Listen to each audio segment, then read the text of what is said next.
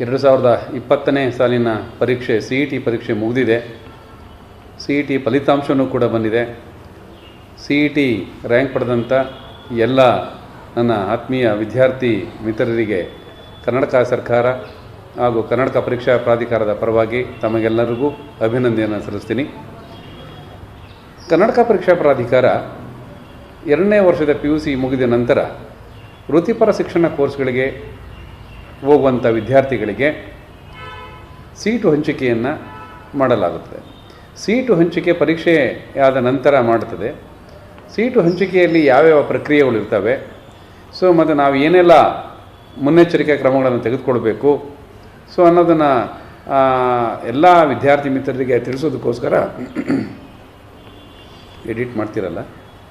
ತಿಳಿಸೋದಕ್ಕೋಸ್ಕರ ಒಂದು ವಿಡಿಯೋ ಪ್ರೋಗ್ರಾಮನ್ನು ಮಾಡ್ತಾಯಿದ್ದೀವಿ. ಇದನ್ನು ವಿದ್ಯಾರ್ಥಿಗಳು ಗಮನವಿಟ್ಟು ಕೇಳಿ. CET ಪರೀಕ್ಷೆಯ ನಂತರ ಮುಂದಿನ ಯಾವೆಲ್ಲ ಪ್ರಕ್ರಿಯೆಗಳಿರ್ತವೆ ಅನ್ನೋದ್ರ ಬಗ್ಗೆ ಗಮನವಿಟ್ಟೆ ಕೇಳಿ. ಈಗಾಗಲೇ ತಮಗೆ ರ್ಯಾಂಕ್ ಬಂದಿರೋ ಪ್ರಕಾರ, ಅಂದರೆ ವಿವಿಧ ರ್ಯಾಂಕ್ಗಳು ನಿಮ್ಮ ಬಳಿ ಇದ್ದಾವೆ. ವಿವಿಧ ರ್ಯಾಂಕ್ಗಳಂದರೆ ಏನು, ಇಂಜಿನಿಯರಿಂಗ್ ರ್ಯಾಂಕನ್ನು ಕೊಟ್ಟಿದ್ದೀವಿ, ಹಾಗೆ BSc AG ರ್ಯಾಂಕ್ ಕೊಟ್ಟಿದ್ದೀವಿ, that's farm science course rank ಕೊಟ್ಟಿದ್ದೀವಿ, ವೆಟರ್ನರಿ ಸೈನ್ಸ್ ರ್ಯಾಂಕ್ ಕೊಟ್ಟಿದ್ದೀವಿ, ಹಾಗೆ ಫಾರ್ಮಸಿ ಕೊಟ್ಟಿದ್ದೀವಿ, ಫಾರ್ಮಾ D ಕೊಟ್ಟಿದ್ದೀವಿ, ಮತ್ತು ಡೈರಿ ಟೆಕ್ನಾಲಜಿ ಕೊಟ್ಟಿದ್ದೀವಿ. ಹೀಗೆ ಹಲವಾರು ಕೋರ್ಸ್ಗಳ ರ್ಯಾಂಕ್ಗಳನ್ನು ತಮ್ಮ ಬಳಿ ಇದೆ. ಆ ರ್ಯಾಂಕ್ಗಳಿಗೆ ಅನುಗುಣವಾಗಿ ತಾವು ಹೇಗೆ ಸೀಟನ್ನು ಪಡೆದುಕೊಳ್ಬೋದು, ನಮ್ಮಲ್ಲಿ ಸೀಟು ಹೇಗೆ ಹಂಚಿಕೆ ಆಗುತ್ತೆ ಮತ್ತು ಯಾವುದೆಲ್ಲ ಪ್ರಕ್ರಿಯೆಗಳು ಒಳಗೊಂಡಿರುತ್ತವೆ ಅನ್ನೋದನ್ನು ನಾವು ವಿವರವಾಗಿ ಕೇಳೋಣ. ಇದು ಭಾಳ ಮುಖ್ಯ. ನಿಮಗೆಲ್ಲ ಗೊತ್ತಿದೆ, ಸೀಟನ್ನು ಪಡೆಯೋದು ಭಾಳ ಸುಲಭ. ಆನ್ಲೈನ್ ಸೀಟ್ ಹಂಚಿಕೆನೇ ಆಗುತ್ತೆ. ನೀವು ಮನೆಯಲ್ಲೇ ಕುಳಿತುಕೊಂಡು ಸೀಟನ್ನು ನೀವು ಪಡೆದುಕೋಬೋದು. ನೀವು ಮನೆಯಲ್ಲೇ ಸೀಟನ್ನು ನಿಮ್ಮ ರ್ಯಾಂಕ್ಗೆ ಅನುಗುಣವಾಗಿ ಯಾವ ರೀತಿ ಪಡೆದುಕೋಬೇಕು ಅನ್ನೋದ್ರ ಬಗ್ಗೆ ನಾವು ಒಂದು ಅರ್ಧ ಮುಕ್ಕಾಲು ಗಂಟೆ ಒಂದು ವಿಡಿಯೋ ಪ್ರೋಗ್ರಾಮ್ ಮಾಡ್ತಾಯಿದ್ದೀವಿ. ಅದನ್ನು ಗಮನವಿಟ್ಟು ಕೇಳಿಕೊಳ್ಳಿ. ನೀವು ಮತ್ತು ಪೋಷಕರು ಏನಿದ್ದಾರೆ ಅವ್ರಿಗೂ ಕೂಡ ಇದು ಉಪಯುಕ್ತವಾಗಿರುತ್ತೆ. ಅವರು ಕೂಡ ಗಮನವಿಟ್ಟು ಇದನ್ನು ನೋಡಿದರೆ ಮತ್ತು ಇದನ್ನು ಕೇಳಿಸ್ಕೊಂಡ್ರೆ ನಿಮ್ಮ ಮುಂದಿನ ಪ್ರಕ್ರಿಯೆಗಳಿಗೆ ಅನುಕೂಲ ಆಗುತ್ತೆ ಅಂತ ನನ್ನ ಭಾವನೆ. CET ರಿಸಲ್ಟ್ ಬಂದ ನಂತರ ತಮಗಾಗಲೇ ಪೇಪರ್ ನೋಡಿದ್ದೀರಾ, ನಮ್ಮ ವೆಬ್ಸೈಟಲ್ಲಿ ನೋಡಿದ್ದೀರಾ. ಅದರ ನಂತರ ಪ್ರಕ್ರಿಯೆಗಳ ಬಗ್ಗೆ ಆಗಲೇ ಒಂದು ಶೆಡ್ಯೂಲ್ ಹಾಕಿದ್ದೀವಿ. CET ಮುಗಿದ ನಂತರ ದಾಖಲಾತಿ ಪರಿಶೀಲನೆಯನ್ನು ಮಾಡೋದು. ದಾಖಲಾತಿ ಪರಿಶೀಲನೆ ಹಿಂದೆಲ್ಲ ಏನು ಮಾಡ್ತಾಯಿದ್ವಿ ಅಂತ ಹೇಳಿದ್ರೆ, ವಿದ್ಯಾರ್ಥಿಗಳು ರ್ಯಾಂಕ್ಗೆ ಅನುಗುಣವಾಗಿ ಪರೀಕ್ಷಾ ಕೇಂದ್ರಕ್ಕೆ, ಅಂದರೆ ಕರ್ನಾಟಕ ಪರೀಕ್ಷಾ ಪ್ರಾಧಿಕಾರಕ್ಕೆ ಅಥವಾ ಜಿಲ್ಲೆಯ ಅಥವಾ ರಾಜ್ಯದ ವಿವಿಧ ನೋಡಲ್ ಕೇಂದ್ರ ಸ್ಥಾನಗಳಿಗೆ ಹೋಗಿ ಮುಖತಃ ಹೋಗಿ, ಅಂದರೆ ಆಫ್ಲೈನ್ ಕೌನ್ಸಿಲಿಂಗ್ ಥರ ಇತ್ತು, ಆಫ್ಲೈನ್ ಡಾಕ್ಯುಮೆಂಟ್ ಸಬ್ಮಿಷನ್ ಥರ ಇತ್ತು, ಅಲ್ಲಿ ಹೋಗಿ ಡಾಕ್ಯುಮೆಂಟ್ಸ್ನ ವೆರಿಫೈ ಮಾಡಿ ಅದಾದ ನಂತರ ಆನ್ಲೈನ್ ಆಪ್ಷನ್ ಎಂಟ್ರಿನ ಮಾಡ್ತಾಯಿದ್ರಿ. ಈ ವರ್ಷದಿಂದ ನಾವು ಜಾರಿಗೆ ಬರುವ ಹಾಗೆ ನಾವು ಡಾಕ್ಯುಮೆಂಟ್ಸ್ ವೆರಿಫಿಕೇಷನನ್ನು ಕೂಡ ಆನ್ಲೈನಲ್ಲೇ ಮಾಡಬೇಕು ಅಂತ ಒಂದು ಸಿದ್ಧತೆ ಮಾಡ್ಕೊಳ್ತಾ ಇದ್ದೀವಿ. ಯಾಕೆಂದರೆ ಈ ಕರೋನಾ ಈ ಸಿಚುವೇಷನ್ನು ಇರೋದ್ರಿಂದ ವಿದ್ಯಾರ್ಥಿಗಳು ಒಂದೇ ಕಡೆ ಅಥವಾ ನೋಡಲ್ ಕೇಂದ್ರಗಳಿಗೆ ಹೋಗಿ ಈ ಸಾಂಕ್ರಾಮಿಕ ರೋಗವನ್ನು ಹರಡೋದಕ್ಕೆ ತಪ್ಪಿಸೋದಕ್ಕೆ ಈ ವರ್ಷದಲ್ಲಿ ನಾವು ಆನ್ಲೈನ್ ವೆರಿಫಿಕೇಷನನ್ನು ಮಾಡೋದಕ್ಕೆ ಒಂದು ಕ್ರಮನ ತೆಗೆದುಕೊಳ್ತಾ ಇದ್ದೀವಿ. ಆನ್ಲೈನ್ ವೆರಿಫಿಕೇಷನ್ ಮಾಡೋದಕ್ಕೆ ನಿಮ್ಮ ಪಾತ್ರ ಏನು, ಹೇಗೆ ನೀವು ಆನ್ಲೈನ್ ಡಾಕ್ಯುಮೆಂಟ್ಸ್ಗಳನ್ನು ಅಪ್ಲೋಡ್ ಮಾಡಬೇಕು ಅನ್ನೋದು ಭಾಳ ಮುಖ್ಯ. ಒಂದು ಸಾರಿ ವೆರಿಫಿಕೇಷನ್ ಆಯಿತು ಅಂತ ಹೇಳಿದ್ರೆ ನಿಮ್ಗೆ ಅರ್ಧ CET ವರ್ಕ್ ಮುಗ್ದ ಹಾಗೆ. ವೆರಿಫಿಕೇಷನ್ ಆದಮೇಲೆ ಅಂದರೆ ಸೀಟ್ ಸೆಲೆಕ್ಷನ್ ಆದಾಗೆ ವೆರಿಫಿಕೇಷನ್ ಆದಮೇಲೆ ನೆಕ್ಸ್ಟ್ ಸೀಟ್ ಆಪ್ಷನ್ ಎಂಟ್ರಿ ಇರುತ್ತೆ, ಅದನ್ನು ಆಮೇಲೆ ಹೇಳ್ತೀನಿ. ಹೇಗೆ ಡಾಕ್ಯುಮೆಂಟ್ಸ್ ಅಪ್ಲೋಡ್ ಮಾಡ್ಬೋದು, ಯಾರೆಲ್ಲ ಯಾವ ದಿನಾಂಕಗಳಲ್ಲಿ ಮಾಡೋದು ಅನ್ನೋದನ್ನು ನೀವು ಈಗಾಗಲೇ ಶೆಡ್ಯೂಲ್ ಹಾಕಿದ್ದೀವಿ. ಅದನ್ನು ಗಮನವಿಟ್ಟು ನೋಡ್ಕೋಬೇಕಾಗತ್ತೆ. ನಮ್ಮ KA ವೆಬ್ಸೈಟಲ್ಲಿದೆ, ಅದನ್ನು ಗಮನವಿಟ್ಟು ನೋಡ್ಕೋಬೇಕಾಗತ್ತೆ. ಡಾಕ್ಯುಮೆಂಟ್ಸ್ ಅಪ್ಲೋಡ್ ಮಾಡೋದಕ್ಕೆ ಒಂದು ನಿಗದಿತ ದಿನಾಂಕನ ಕೊಟ್ಟಿದ್ದೀವಿ. ಅಂದರೆ 2ನೇ ತಾರೀಕಿಂದ 25ನೇ ತಾರೀಕು ಆಗಲೇ ಶೆಡ್ಯೂಲ್ ಹಾಕಿದ್ದೀವಿ, ಗಮನಿಸಿರ್ಬೋದು. ಆ ದಿನಾಂಕದೊಳಗಡೆ ಯಾವ್ಯಾವ ರ್ಯಾಂಕಿನ ವಿದ್ಯಾರ್ಥಿಗಳು ಯಾವ್ಯಾವ ದಿನಾಂಕಗಳಂದು ತಮ್ಮಲ್ಲಿ ಇರುವಂಥ ಡಾಕ್ಯುಮೆಂಟ್ಸ್ಗಳನ್ನು ಅಪ್ಲೋಡ್ ಮಾಡಬಹುದು ಅನ್ನೋದನ್ನು ತಿಳಿಸಿದ್ದೀವಿ. ಇದು ಆ ದಿನಾಂಕದೊಳಗಡೆ ಮಾಡಬೇಕು. ಒಂದು ವೇಳೆ ಆ ನಿಗದಿತ ದಿನಾಂಕದೊಳಗೆ ಮಾಡಲಿಲ್ಲ ಅಂತ ಹೇಳಿದ್ರೆ ನಮ್ಮ ಸಿಸ್ಟಮ್ ತೆಗೆದುಕೊಳ್ಳೋದಿಲ್ಲ. ಫಾರ್ ಎಕ್ಸಾಂಪಲ್, ನಿಮಗೆ 2ನೇ ತಾರೀಕಲ್ಲಿ ರ್ಯಾಂಕ್ 1ರಿಂದ 2000 ರ್ಯಾಂಕ್ ಒಳಗಡೆ ನಾವು ಹೇಳಿದ್ದೀವಿ. ಆ ರ್ಯಾಂಕ್ ಒಳಗಡೆ ಆ ದಿನಾಂಕದೊಳಗಡೆ ನೀವು ಡಾಕ್ಯುಮೆಂಟ್ಸ್ ಅಪ್ಲೋಡ್ ಮಾಡಬೇಕು. ಒಂದು ವೇಳೆ ನೀವು ಕೆಲವು ವಿದ್ಯಾರ್ಥಿಗಳು ಮಾಡೋಕ್ಕಾಗಲಿಲ್ಲ ಅಂತಂದರೆ 3ನೇ ತಾರೀಕು ಮಾಡೋದಕ್ಕೆ ಒಂದು ಅನುಕೂಲ ಕೊಡ್ತೀವಿ, 3-4ಕ್ಕೆ ಅಥವಾ 4-5ಕ್ಕೆ ಮುಂದಿನ ದಿನಗಳಲ್ಲಿ ಕೊಡ್ತೀವಿ. ನಾವು ಯಾಕೆ ದಿನಾಂಕವನ್ನು ನಿಗದಿಪಡಿಸಿದ್ದೀವಿ ಅಂತ ಹೇಳಿದ್ರೆ, ಎಲ್ಲ ವಿದ್ಯಾರ್ಥಿಗಳು ಒಂದೇ ಸಾರಿ ಹೋದರೆ ನಮ್ಮ ಸರ್ವರ್ಗೆ ಅಥವಾ ನಮ್ಮ ಸಿಸ್ಟಮ್ಗೆ ಅಪ್ಲೋಡ್ ಮಾಡೋದಕ್ಕೆ ತೊಂದರೆ ಆಗುತ್ತದೆ, ನಿಮ್ಮ ಡಾಕ್ಯುಮೆಂಟ್ಸ್ ಅಪ್ಲೋಡ್ ಮಾಡೋಕ್ಕೆ ತೊಂದರೆ ಆಗುತ್ತೆ ಅನ್ನೋದ್ರಿಂದ ಇದನ್ನು ಸ್ಪ್ಲಿಟ್ ಓವರ್ ಮಾಡೋದಕ್ಕೋಸ್ಕರ ರ್ಯಾಂಕ್ ಅನುಸಾರವಾಗಿ ನಾವು ದಿನಾಂಕಗಳನ್ನು ನಾವು ನಿಗದಿಪಡಿಸಿದ್ದೀವಿ. ದಯವಿಟ್ಟು ಎಲ್ಲ ವಿದ್ಯಾರ್ಥಿಗಳು ಆ ನಿಗದಿತ ದಿನಾಂಕದ ಒಳಗೆ, ಆ ನಿಗದಿತ ದಿನಾಂಕದಲ್ಲೇ ತಮ್ಮ ಅಪ್ಲಿಕೇಶನಲ್ಲಿ ಕ್ಲೈಮ್ ಮಾಡಿರುವಂಥ ಡಾಕ್ಯುಮೆಂಟ್ಸ್ಗಳನ್ನು ನೀವು ಅಪ್ಲೋಡ್ ಮಾಡಬೇಕು. ಏನೆಲ್ಲ ಡಾಕ್ಯುಮೆಂಟ್ಸ್ ಅಪ್ಲೋಡ್ ಮಾಡಬೇಕು ಸೊ ಅನ್ನೋದನ್ನು ತಿಳ್ಕೊಳ್ಳೋಣ. ಫಸ್ಟು ನೀವು ಆಗಲೇ ನೋಡಿರ್ಬೋದು, ಆಗಲೇ ಪರೀಕ್ಷೆ ಬರೆಯುವಾಗ ಅಪ್ಲಿಕೇಶನ್ ಹಾಕಿ, ಪರೀಕ್ಷೆ ಬರೋಕ್ಕಿಂತ ಮುಂಚೆ ಅಪ್ಲಿಕೇಶನ್ ಹಾಕಿದ್ದೀರಿ. ಅಪ್ಲಿಕೇಶನಲ್ಲಿ ನೀವು ಆಗಲೇ ಕ್ಲೈಮ್ ಮಾಡಿದ್ದೀರಿ ಯಾವ ಎಲಿಜಿಬಿಲಿಟಿ ಕ್ಲಾಸ್ ಕೋಡ್ ಎ ಇಂದ ಓ ತನಕ ಇದೆ. Class code A, B, C, D, F, G, H, I, J, K, L, M, N, O ಹೀಗೆ ವಿವಿಧ ಕ್ಲಾಸ್ ಕೋಡ್ಸ್ ಇರ್ತವೆ. ವಿವಿಧ ಕ್ಲಾಸ್ ಕೋಡ್ಸ್ಗಳಿಗೆ ವಿವಿಧ ಡಾಕ್ಯುಮೆಂಟ್ಸ್ಗಳು ಅವಶ್ಯಕತೆ ಇರುತ್ತೆ. ನಾವೀಗಾಗಲೇ KA ವೆಬ್ಸೈಟ್ನಲ್ಲಿ ಅಪ್ಲೋಡ್ ಮಾಡಿದ್ದೀವಿ. ಯಾವ್ಯಾವ ಕ್ಲಾಸ್ ಕೋಡ್ನವರು ಯಾವ್ಯಾವ ಡಾಕ್ಯುಮೆಂಟ್ಸ್ಗಳನ್ನು ನೀವು ಅಪ್ಲೋಡ್ ಮಾಡಬೇಕು ಅನ್ನೋದನ್ನು ಕ್ಲಾರಿಟಿ ಕೊಟ್ಟಿದ್ದೀವಿ. ಆಯಾ ಕ್ಲಾಸ್ ಕೋಡ್ಗೆ ಅನುಗುಣವಾಗಿ ನೀವು ಡಾಕ್ಯುಮೆಂಟ್ಸ್ಗಳನ್ನು ಅಪ್ಲೋಡ್ ಮಾಡಬೇಕಾಗತ್ತೆ. ಸೊ ಮುಖ್ಯವಾಗಿ ನಾನು ತಗೊಳ್ಳೋದಿಲ್ಲಿ, so class code A 95% of the students who have applied for CET will come under class code A. ಅಂದರೆ ಎಲ್ಲ ಸುಮಾರು 95% ವಿದ್ಯಾರ್ಥಿಗಳು ಕ್ಲಾಸ್ ಕೋಡ್ ಎನ ಅಡಿನಲ್ಲೇ ಬರ್ತಾರೆ. ಏನಪ್ಪ ಅದು ಕ್ಲಾಸ್ ಕೋಡ್ ಎ ಅಂತ ಹೇಳಿದ್ರೆ, ಯಾವುದೇ ವಿದ್ಯಾರ್ಥಿ ಕರ್ನಾಟಕದಲ್ಲಿ 1ರಿಂದ 12ನೇ ತರಗತಿಯವರೆಗೆ ಅಭ್ಯಾಸ ಮಾಡಿದರೆ, ಸೊ ಅದರಲ್ಲಿ 7 ವರ್ಷ ಇದ್ರೂ ಸಾಕು, 1ರಿಂದ 12ನೇ ಕ್ಲಾಸ್ವರೆಗೆ ಕನಿಷ್ಠ 7 ವರ್ಷ ಅಭ್ಯಾಸ ಮಾಡಿದರೆ, ಈ 7 ವರ್ಷದಲ್ಲಿ 10th ಅಥವಾ 12th ಕರ್ನಾಟಕದಲ್ಲೇ ಪಾಸ್ ಆಗಿದ್ದರೆ ಅಂಥ ವಿದ್ಯಾರ್ಥಿ ಕ್ಲಾಸ್ ಕೋಡ್ ಎನಲ್ಲಿ ಕ್ಲೈಮ್ ಮಾಡೋದಕ್ಕೆ ಅರ್ಹನಾಗಿರ್ತಾನೆ. ಇನ್ನೊಮ್ಮೆ ಹೇಳ್ತೀನಿ, ಯಾವುದೇ ವಿದ್ಯಾರ್ಥಿ 1ರಿಂದ 12ನೇ ತರಗತಿಯವರೆಗೆ ಕನಿಷ್ಠ 7 ವರ್ಷ ಅಭ್ಯಾಸ ಮಾಡಿದರೆ, ಆ 7 ವರ್ಷದ ಅವಧಿಯಲ್ಲಿ 10th ಅಥವಾ 12th ಅಥವಾ ಸೆಕೆಂಡ್ PUC ಏನು ಕರಿತೀವಿ ಅದನ್ನು ಕರ್ನಾಟಕದಲ್ಲಿ ಪಾಸ್ ಮಾಡಿದರೆ ಅಂಥ ಎಲ್ಲ ವಿದ್ಯಾರ್ಥಿಗಳು ಕ್ಲಾಸ್ ಕೋಡ್ ಎನಲ್ಲೇ ಬರ್ತಾರೆ. ಈ ಕ್ಲಾಸ್ ಕೋಡ್ ಎನಲ್ಲಿ ಏನೆಲ್ಲ ಡಾಕ್ಯುಮೆಂಟ್ಸ್ಗಳು ಕೊಡಬೇಕು ಅನ್ನೋದನ್ನು ನಾವು ಆಗಲೇ ಕೊಟ್ಟಿದ್ವಿ, ಆದರೆ ಇನ್ನೊಮ್ಮೆ ಹೇಳ್ತೀನಿ, ಕೇಳ್ಕೊಳ್ಳಿ.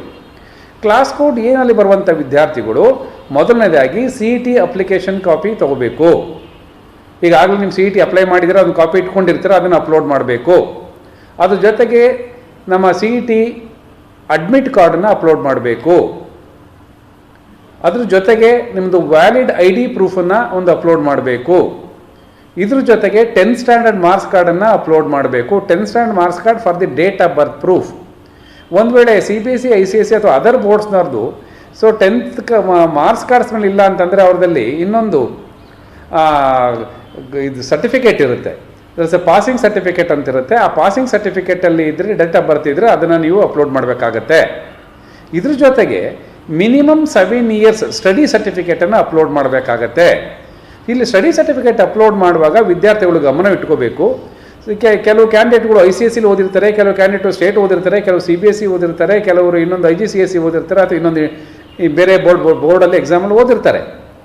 ಕರ್ನಾಟಕದಲ್ಲಿ ವಿದ್ಯಾರ್ಥಿ ಸ್ಟೇಟ್ ಬೋರ್ಡಿಂದ ಅಂದರೆ ನಮ್ಮ SLC ತನಕ ಸ್ಟೇಟ್ ಬೋರ್ಡಲ್ಲಿ ಅಭ್ಯಾಸ ಮಾಡಿದರೆ ಈ 1ರಿಂದ 7ನೇ ತರಗತಿಯವರೆಗೆ 1ರಿಂದ 7ನೇ ತರಗತಿಯವರೆಗೆ ಏನು ಅಭ್ಯಾಸ ಮಾಡಿರ್ತಾರೋ ಅಥವಾ 1ರಿಂದ 12ನೇ ತರಗತಿಯವರೆಗೆ 7 ವರ್ಷದ ಸ್ಟಡಿ ಸರ್ಟಿಫಿಕೇಟನ್ನು ನೀವು ಸಬ್ಮಿಟ್ ಮಾಡಬೇಕು. ಈ ಸ್ಕೂಲ್ದಾಗಿದ್ದರೆ ಸ್ಕೂಲ್ HM ಇಂದ ಪಡೆದುಕೊಂಡು BEO ಇಂದ ಕೌಂಟರ್ ಸೈನ್ ಮಾಡಿರಬೇಕು. ಇದ್ರ ಜೊತೆಗೆ ಏನಾದ್ರು 11th 12th ನೀವು ಓದಿರಂದರೆ ಫಸ್ಟ್ PUC ಸೆಕೆಂಡ್ PUC ಕನ್ನಡದಲ್ಲಿ ಓದಿದರೆ ಸೊ ಅದಕ್ಕೂ ಸರ್ಟಿಫಿಕೇಟ್ ಕೊಡೋದಾದರೆ ಆ ಸರ್ಟಿಫಿಕೇಟನ್ನು DDPU ಇಂದ ಕೌಂಟರ್ ಸೈನ್ ಮಾಡ್ಕೊಂಡಿರಬೇಕು. ಯಾಕೆ ನಾವು ಕೌಂಟರ್ ಸಿಗ್ನೇಚರ್ ಕೇಳ್ತಿದ್ದೀವಿ ಅಂತಂದರೆ, the schools or the college must be recognised by the government of Karnataka. That will be attested by the concerned officer. ಸ್ಕೂಲ್ದಾದರೆ BEO ಮಾಡ್ತಾರೆ, ಕಾಲೇಜ್ದಾದರೆ DDPU ಮಾಡ್ತಾರೆ. ಯಾವ್ಯಾವ ರೇಂಜಿಗೆ ನಿಮ್ಮ ಸ್ಕೂಲು ಕಾಲೇಜು ಬರುತ್ತೋ ಆ ರೇಂಜಿನ DDPU ಅಥವಾ ಆ ರೇಂಜಿನ BEO ಇಂದ ಸಿಗ್ನೇಚರ್ ತೆಗೆದುಕೊಳ್ಳಿ. ಈ ಸ್ಟಡಿ ಸರ್ಟಿಫಿಕೇಟ್ ಅಪ್ಲೋಡ್ ಮಾಡಿದ್ಮೇಲೆ ಸೊ ಈಗ ನಾವು ಕೆಲವು ವಿದ್ಯಾರ್ಥಿಗಳಲ್ಲಿ ಗೊಂದಲಗಳಿರ್ಬೋದು. ಎಲ್ಲರೂ ಒಂದೇ ಸ್ಕೂಲಲ್ಲಿ ಅಂದರೆ 1ರಿಂದ 10ನೇ ತರಗತಿಯವರೆಗೆ ಒಂದೇ ಸ್ಕೂಲ್ನಲ್ಲಿ ಓದದೇ ಇರ್ಬೋದು. ಕೆಲವು ವಿದ್ಯಾರ್ಥಿಗಳು ಬ್ರೇಕ್ ಮಾಡಿದ್ರು, 1ರಿಂದ 3ನೇ ಕ್ಲಾಸ್ ಒಂದು ಸ್ಕೂಲು, ಮತ್ತು 4ರಿಂದ 7ನೇ ಕ್ಲಾಸ್ ಒಂದು ಸ್ಕೂಲು, ಅಥವಾ 8ರಿಂದ 10ನೇ ತರಗತಿಯವರೆಗೆ ಒಂದು ಸ್ಕೂಲ್ ಓದಿರ್ಬೋದು. ಸೊ ಎಷ್ಟೇ ಸ್ಕೂಲ್ಗಳಲ್ಲಿ ಓದಿದ್ರೂ ಪರವಾಗಿಲ್ಲ. ಸೊ ಕನಿಷ್ಠ 7 ವರ್ಷದ ಈ ಸ್ಟಡಿ ಸರ್ಟಿಫಿಕೇಟ್ಗಳನ್ನು ಯಾವ್ಯಾವ ಸ್ಕೂಲ್ನಲ್ಲಿ ಓದಿರ್ತೀರೋ ಆ ಸ್ಕೂಲ್ನಲ್ಲಿ ಪಡೆದುಕೊಂಡು BO ಸಿಗ್ನೇಚರ್ ಮಾಡಿಕೊಂಡು ನೀವು ಪಡೆದಿಟ್ಕೊಳ್ಳಿ. ಒಂದು ವೇಳೆ ICSE CBSE ಇಂದ ಏನಾದ್ರು ಓದಿದರೆ ಅಥವಾ ಅದರ್ ಬೋರ್ಡ್ಸಿಂದ ಓದಿದ್ರೆ ಸೊ ಅದನ್ನು ನೀವು BO ಇಂದ ಸಿಗ್ನೇಚರ್ ಮಾಡಿಸ್ಕೊಳ್ಳೋ ಅವಶ್ಯಕತೆ ಇರೋದಿಲ್ಲ. Only for the state boards you need to get the BO signature. ಇದು ಸ್ಟಡಿ ಸರ್ಟಿಫಿಕೇಟ್ ಆಯಿತು. ಈ ಸ್ಟಡಿ ಸರ್ಟಿಫಿಕೇಟ್ ಜೊತೆಗೆ ನೀವು ಅಪ್ಲಿಕೇಶನಲ್ಲಿ ಕೆಲವು ರಿಸರ್ವೇಷನ್ನ ಕ್ಲೈಮ್ ಮಾಡಿರಬಹುದು. ಇಲ್ಲಿ 2-3 ಥರ ರಿಸರ್ವೇಷನ್ಸ್ಗಳು ಇರ್ತವೆ. ನಿಮ್ಗೆ ಗಮನ ಆಗಲೇ ಅಪ್ಲಿಕೇಶನ್ ಹಾಕಿದ್ರೆ ಗೊತ್ತಾಗಿರುತ್ತೆ ನಿಮಗೆ.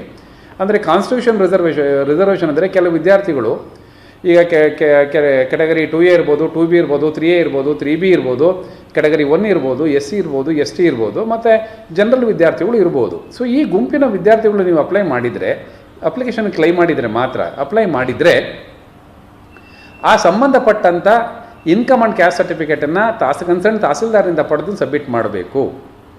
ಈಗ SC ST ಕೆಟಗರಿ 1ಗಾದರೆ ಇನ್ಕಮ್ ಆ್ಯಂಡ್ ಕ್ಯಾಸ್ಟ್ ಸರ್ಟಿಫಿಕೇಟು ಒಂದರಲ್ಲೇ ಬರುತ್ತೆ. ಅದು ಲೈಫ್ ಟೈಮ್ ವ್ಯಾಲಿಡಿಟಿ ಇರುತ್ತೆ. ಒಂದರಲ್ಲೇ ಬರಲ್ಲ. Income and caste certificate separate ಇರುತ್ತೆ. ಅದು ಲೈಫ್ ಟೈಮ್ ವ್ಯಾಲಿಡಿಟಿ ಇರುತ್ತೆ. ಈಗ other categories like 2A 2B 3A 3B SC 3A 3B ಅವರಿಗೆ so caste and income certificate ಒಂದರಲ್ಲೇ ಇರುತ್ತೆ. SC ST ಕೆಟಗರಿ 1 ಮಕ್ಕಳಿಗೆ income and caste certificate separate ಇರುತ್ತೆ. Income ಸರ್ಟಿಫಿಕೇಟೇ separate ಇರುತ್ತೆ, ಕ್ಯಾಸ್ಟ್ ಸರ್ಟಿಫಿಕೇಟೇ ಸಪ್ರೇಟ್ ಇರುತ್ತೆ. Caste certificate life time validity ಇರುತ್ತೆ. Income certificate 1 ವರ್ಷದ ಅವಧಿಗೆ ಅಂತ ಇರುತ್ತೆ. ಸೊ 1 ವರ್ಷದ ಅವಧಿಯಲ್ಲಿ ನೀವು ಈಗ ವ್ಯಾಲಿಡ್ ಸರ್ಟಿಫಿಕೇಟನ್ನು ಇನ್ಕಮ್ನ ಕೊಡಬೇಕಾಗತ್ತೆ. ಈ ಕ್ಯಾಸ್ಟ್ ಸರ್ಟಿಫಿಕೇಟನ್ನು ನೀವು ಯಾವಾಗಲೂ ಹಿಂದೆ ಪಡೆದಿದ್ದರೂ ಕೂಡ ಅದನ್ನು ಅಪ್ಲೋಡ್ ಮಾಡ್ಬೋದು SC ST ಕೆಟಗರಿ 1 ಮಕ್ಕಳು. ಇದ್ರ ಜೊತೆಗೆ ಜನರಲ್ ವಿದ್ಯಾರ್ಥಿಗಳು ಒಂದು ವೇಳೆ SNQ ಕೋಟಾ ಕ್ಲೈಮ್ ಮಾಡಿದರೆ ನೀವು ಸೀಟ್ ಅಪ್ಲೈ ಮಾಡುವಾಗ ಅವ್ರಿಗೆ ಇನ್ಕಮ್ ಕ್ರೈಟೀರಿಯಾ ಇರುತ್ತೆ. ಅಂಥ ವಿದ್ಯಾರ್ಥಿಗಳು ಕೂಡ ಒಂದು ಇನ್ಕಮ್ ಸರ್ಟಿಫಿಕೇಟನ್ನು ಕೊಡಬೇಕಾಗತ್ತೆ. ಸಾಮಾನ್ಯ ಪರಿಶೀಲನಾ ಪ್ರಮಾಣ ಪತ್ರ ಅಂತ ಒಂದಿದೆ. ಅದು income certificate for the general candidates. You need to get the income certificate from the concern tahsildar. If their family income is less than 8 lakhs ಅಂದರೆ they are also eligible to claim the supernumerary quota. Supernumerary quota ಅಂದರೆ ಏನು ಅಂತ ನಾನು ನಂತರದ ಸಮಯದಲ್ಲಿ ಹೇಳ್ತೀನಿ. ಇದು ಒಂದು ಸರ್ಟಿಫಿಕೇಟ್. ಇದ್ರ ಜೊತೆಗೆ some of the candidates might have claimed Kannada medium rural ಅಥವಾ ಹೈದರಾಬಾದ್ ಕರ್ನಾಟಕ ರಿಸರ್ವೇಷನ್ ಕ್ಲೈಮ್ ಮಾಡಿರಬಹುದು. ಒಂದು ವೇಳೆ ಕನ್ನಡ ಮೀಡಿಯಮು ರೂರಲ್ ಕ್ಲೈಮ್ ಮಾಡಿದರೆ ಏನೆಲ್ಲ ಡಾಕ್ಯುಮೆಂಟ್ಸ್ಗಳು ಅಪ್ಲೋಡ್ ಮಾಡಬೇಕು, ಯಾರೆಲ್ಲ ಸರ್ಟಿಫಿಕೇಟ್ ಕೊಡ್ತಾರೆ ಅನ್ನೋದನ್ನು ಗಮನವಿಟ್ಟು ಕೇಳಬೇಕು.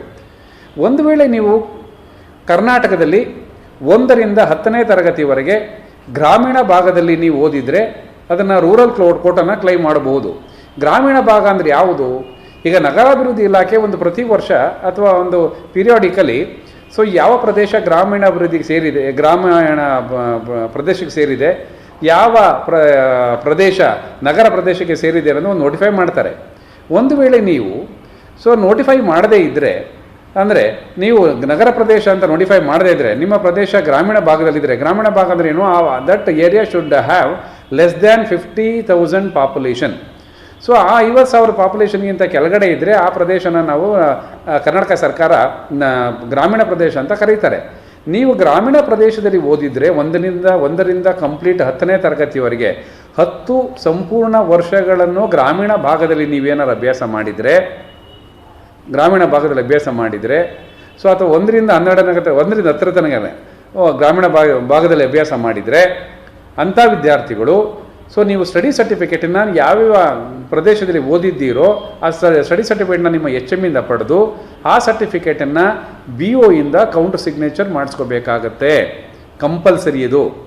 ಸೊ ಇದು ಆ BO ಅವರು is the empower to certify this school or that area belongs to the rural area ಅನ್ನೋದಕ್ಕೆ ಅವರು ಸರ್ಟಿಫೈ ಮಾಡ್ತಾರೆ. ಸರ್ಕಾರದ ಆದೇಶದ ಪ್ರಕಾರ ನೋಡಿಕೊಂಡು ಅವರು ಸರ್ಟಿಫೈ ಮಾಡ್ತಾರೆ. ಅದಕ್ಕೋಸ್ಕರ BO ಸಿಗ್ನೇಚರ್ ಮಾಡಿಸ್ಕೋಬೇಕಾಗತ್ತೆ. ಇದ್ರ ಜೊತೆಗೆ ಕನ್ನಡ ಮೀಡಿಯಮಲ್ಲಿ ಏನಾದ್ರು ಕೆಲವು ವಿದ್ಯಾರ್ಥಿಗಳು ಅಭ್ಯಾಸ ಮಾಡಿದ್ದು ನೀವು ಅಪ್ಲಿಕೇಶನ್ ಕ್ಲೈಮ್ ಮಾಡಿದರೆ ನೀವು ಕನ್ನಡ ಮೀಡಿಯಂ ಸರ್ಟಿಫಿಕೇಟನ್ನು, ಕನ್ನಡ ಮೀಡಿಯಮಲ್ಲಿ ಅಭ್ಯಾಸ ಮಾಡಿರೋ ಸರ್ಟಿಫಿಕೇಟನ್ನು ಕೂಡ ನೀವು ಸಬ್ಮಿಟ್ ಮಾಡಬೇಕಾಗತ್ತೆ ಅಥವಾ ಅಪ್ಲೋಡ್ ಮಾಡಬೇಕಾಗತ್ತೆ. ಇದನ್ನು ಯಾರು ಕೊಡ್ತಾರೆ? ಇದನ್ನು ಕೂಡ ನೀವು ಸ್ಕೂಲ್ ಅಥಾರಿಟಿಯಿಂದ 1ರಿಂದ 10ನೇ ತರಗತಿವರೆಗೆ ಕಂಪ್ಲೀಟ್ 10 ವರ್ಷ ಈ ಕನ್ನಡ ಮೀಡಿಯಮಲ್ಲಿ ನೀವು ಓದಿದ್ದೀವಿ ಅಂತ ಹೇಳಿದ್ರೆ, ಇದು ಬರೀ ಕರ್ನಾಟಕದಲ್ಲ, ರಾಷ್ಟ್ರದ ಯಾವುದೇ ಮೂಲೆಯಲ್ಲಿ ನೀವು ಕನ್ನಡ ಮಾಧ್ಯಮದಲ್ಲಿ ಓದಿದರೆ ಇದನ್ನು ಈ ಕೋಟನ್ನು ನೀವು ಕ್ಲೈಮ್ ಮಾಡ್ಕೋಬಹುದು. ಸೊ ಆ ಸರ್ಟಿಫಿಕೇಟನ್ನು ನೀವು ಸ್ಕೂಲ್ ಅಥಾರಿಟಿಯಿಂದ ತೆಗೆದುಕೊಂಡು BO ಇಂದ ಅಥವಾ ಹೊರ ರಾಜ್ಯದಲ್ಲಿ ಓದಿದರೆ ಅದನ್ನು ತಾಲೂಕು ಎಜುಕೇಷನ್ ಆಫೀಸರು ಅಥವಾ ಡಿಸ್ಟ್ರಿಕ್ಟ್ ಎಜುಕೇಷನ್ ಆಫೀಸರ್ ಅಂತ ಇರ್ತಾರೆ. ಸೊ ಹೊರಗಡೆ ರಾಜ್ಯದವರಾದರೆ ಅವರಿಂದ ಪಡೆದುಕೊಂಡು ನೀವು ಸಿಗ್ನೇಚರ್ ಮಾಡಿ, ಅವರಿಂದ ಸಿಗ್ನೇಚರ್ ತೆಗೆದುಕೊಂಡು ಅಪ್ಲೋಡ್ ಮಾಡಿದರೆ you are entitled to get that benefit. Kannada medium ಕೋಟನ್ನು ಪಡೆದುಕೊಳ್ಬಹುದು. ಇದ್ರ ಜೊತೆಗೆ some of the candidates might have claimed Hyderabad Karnataka reservation. Hyderabad Karnataka ಅಂದರೆ ಏನು? ಸೊ ಈಗ ನಂಜುಂಡಪ್ಪ ವರದಿ ಪ್ರಕಾರ ಸೊ ರಾಜ್ಯದ 6 ಜಿಲ್ಲೆಗಳನ್ನು, ಮುಖ್ಯವಾಗಿ ಗುಲ್ಬರ್ಗ, ಬೀದರ್, ರಾಯಚೂರು, ಕೊಪ್ಪಳ, ಯಾದಗಿರಿ, ಬಳ್ಳಾರಿ, ಇತ್ತೀಚೆಗೆ ದಾವಣಗೆರೆ ಜಿಲ್ಲೆಯ ಹರಪನಹಳ್ಳಿ ತಾಲೂಕನ್ನು ಕೂಡ 371J ಏರಿಯಾಗೆ ಸೇರಿಸಿದ್ದಾರೆ. ಸೊ ಈ ಭಾಗದಿಂದ ಬಂದಂಥ ಅಭ್ಯರ್ಥಿಗಳು ಮತ್ತು ಅವರ ಪೋಷಕರು ಹಿಂದೆ ಆ ಭಾಗದಲ್ಲಿದ್ದರೆ so they are eligible to claim that quota. ಆಗಲೇ ಕ್ಲೈಮ್ ಮಾಡಿದರೆ ನೀವು you should get the certificate, that is called the 371J certificate. 371J ಸರ್ಟಿಫಿಕೇಟನ್ನು ಯಾರು ಕೊಡ್ತಾರಪ್ಪ ಅಂತಂದರೆ ತಮ್ಮ ಜಿಲ್ಲೆಯ ಅಥವಾ ತಮ್ಮ ತಾಲೂಕಿನ ಅಸಿಸ್ಟೆಂಟ್ ಕಮಿಷನರು ಕೊಡ್ತಾರೆ. ಅದು 371J certificate in the form of annexure A ಅಂತಿರುತ್ತೆ. ಸೊ ಅನೆಕ್ಷರ್ ಏನಲ್ಲೇ ಇರಬೇಕು, ಆ ಫಾರಮ್ನ ಕನ್ಸರ್ನ್ಡ್ ಅಸಿಸ್ಟೆಂಟ್ ಸಹಾಯಕ ಆಯುಕ್ತರು ನೀವು ನೀಡಿದರೆ, ಸೊ ಅದು ನೀಡಿದರೆ, ಸೊ ನೀವು ಅಪ್ಲಿಕೇಶನ್ ಕ್ಲೈಮ್ ಮಾಡಿದ್ದರೆ so you can claim that quota. ನೀವು ರಿಸರ್ವೇಷನನ್ನು ಯಾವುದೇ ರಿಸರ್ವೇಷನ್ ಆಗಲಿ, like constitution reservation like 2A 2B 3A 3B SC ST ಆಗಿರ್ಬೋದು, ಅಥವಾ ಈ ಕನ್ನಡ ಮೀಡಿಯಂ ರೂರಲ್ ಆಗಿರ್ಬೋದು, ಅಥವಾ ಹೈದರಾಬಾದ್ ಕರ್ನಾಟಕ ಆಗಿರ್ಬೋದು, ಯಾವುದೇ ರಿಸರ್ವೇಷನನ್ನು ಸೊ ನೀವು ಅಪ್ಲಿಕೇಶನ್ ಪಡಿಬೇಕಾದ್ರೆ ಅಪ್ಲಿಕೇಶನಲ್ಲಿ ಮೆನ್ಷನ್ ಮಾಡಿರಬೇಕು. ಒಂದು ವೇಳೆ ಅಪ್ಲಿಕೇಶನಲ್ಲಿ ಮೆನ್ಷನ್ ಮಾಡಿಲ್ಲ ಅಂತಂದರೆ you are not eligible to claim that quota. ಇವಾಗ ನಾನು ಹಾಕ್ಬೋದಾ? ಇಲ್ಲಿ ಈಗ ಹಾಕಲಿಕ್ಕೆ ಅವಕಾಶ ಇರೋದಿಲ್ಲ.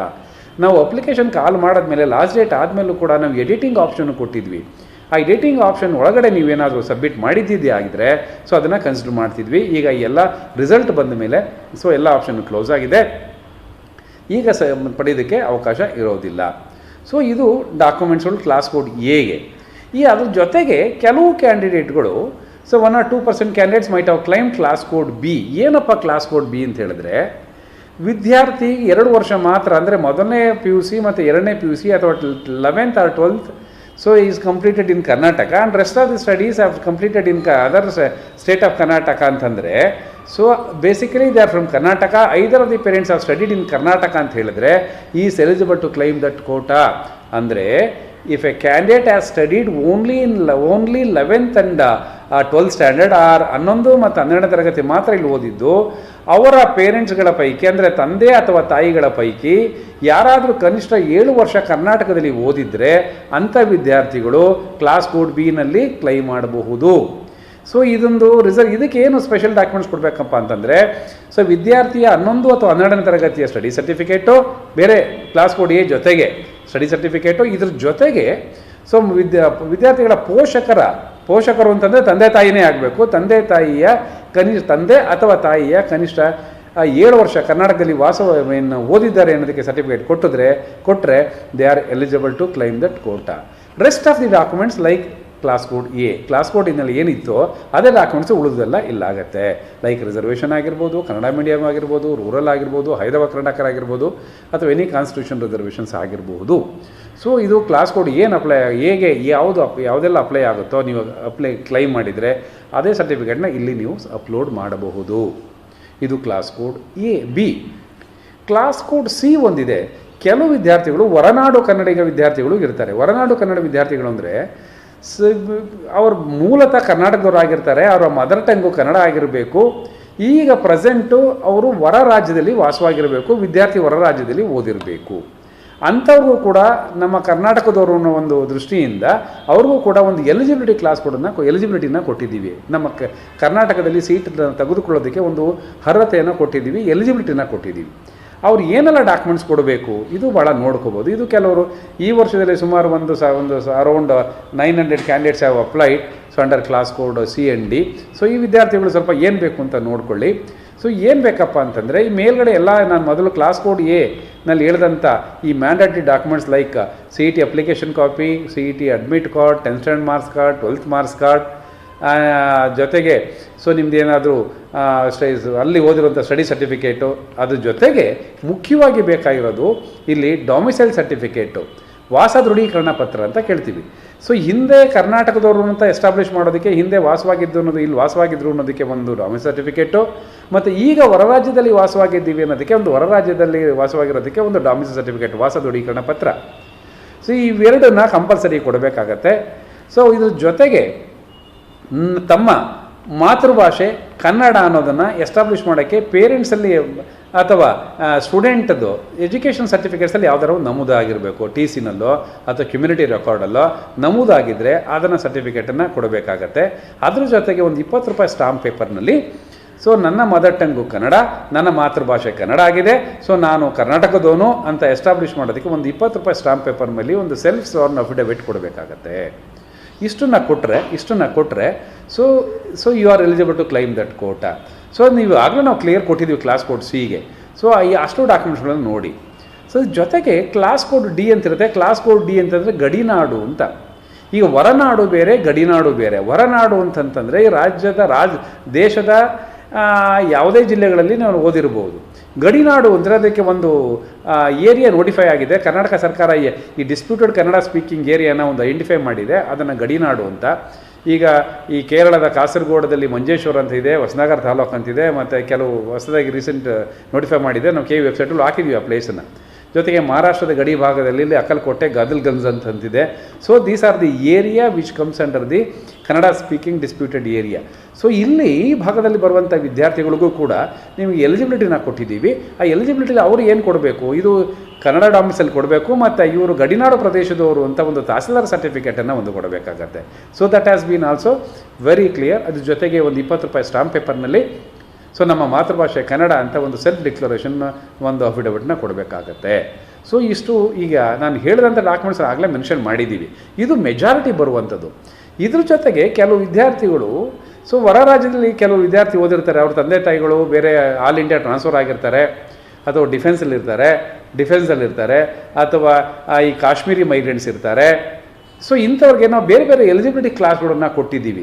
EFGH IJKLM ಎನ್ನುವ ತನಕ ಅಲ್ಲಿ ತನಕ ಕೊಟ್ಟಿದ್ದೀವಿ. ನೀವು ಅದನ್ನು ಗಮನವಿಟ್ಟು ನೋಡಿಕೊಂಡು ಯಾವ ಕ್ಲಾಸ್ನಲ್ಲಿ ಬರ್ತೀರಾ ಅದನ್ನು ನೋಡಿಕೊಂಡು ಅದಕ್ಕೆ ಸಂಬಂಧಪಟ್ಟಂಥ ಡಾಕ್ಯುಮೆಂಟ್ಸ್ಗಳನ್ನು ನೀವು ಅಪ್ಲೋಡ್ ಮಾಡಬೇಕಾಗತ್ತೆ. ಅಪ್ಲೋಡನ್ನ ಯಾವಾಗ ನಾನು ಮೊದಲು ಹೇಳಿದಾಗೆ ನಿಗದಿತ ಸಮಯದಲ್ಲಿ ಅಪ್ಲೋಡ್ ಮಾಡಿ.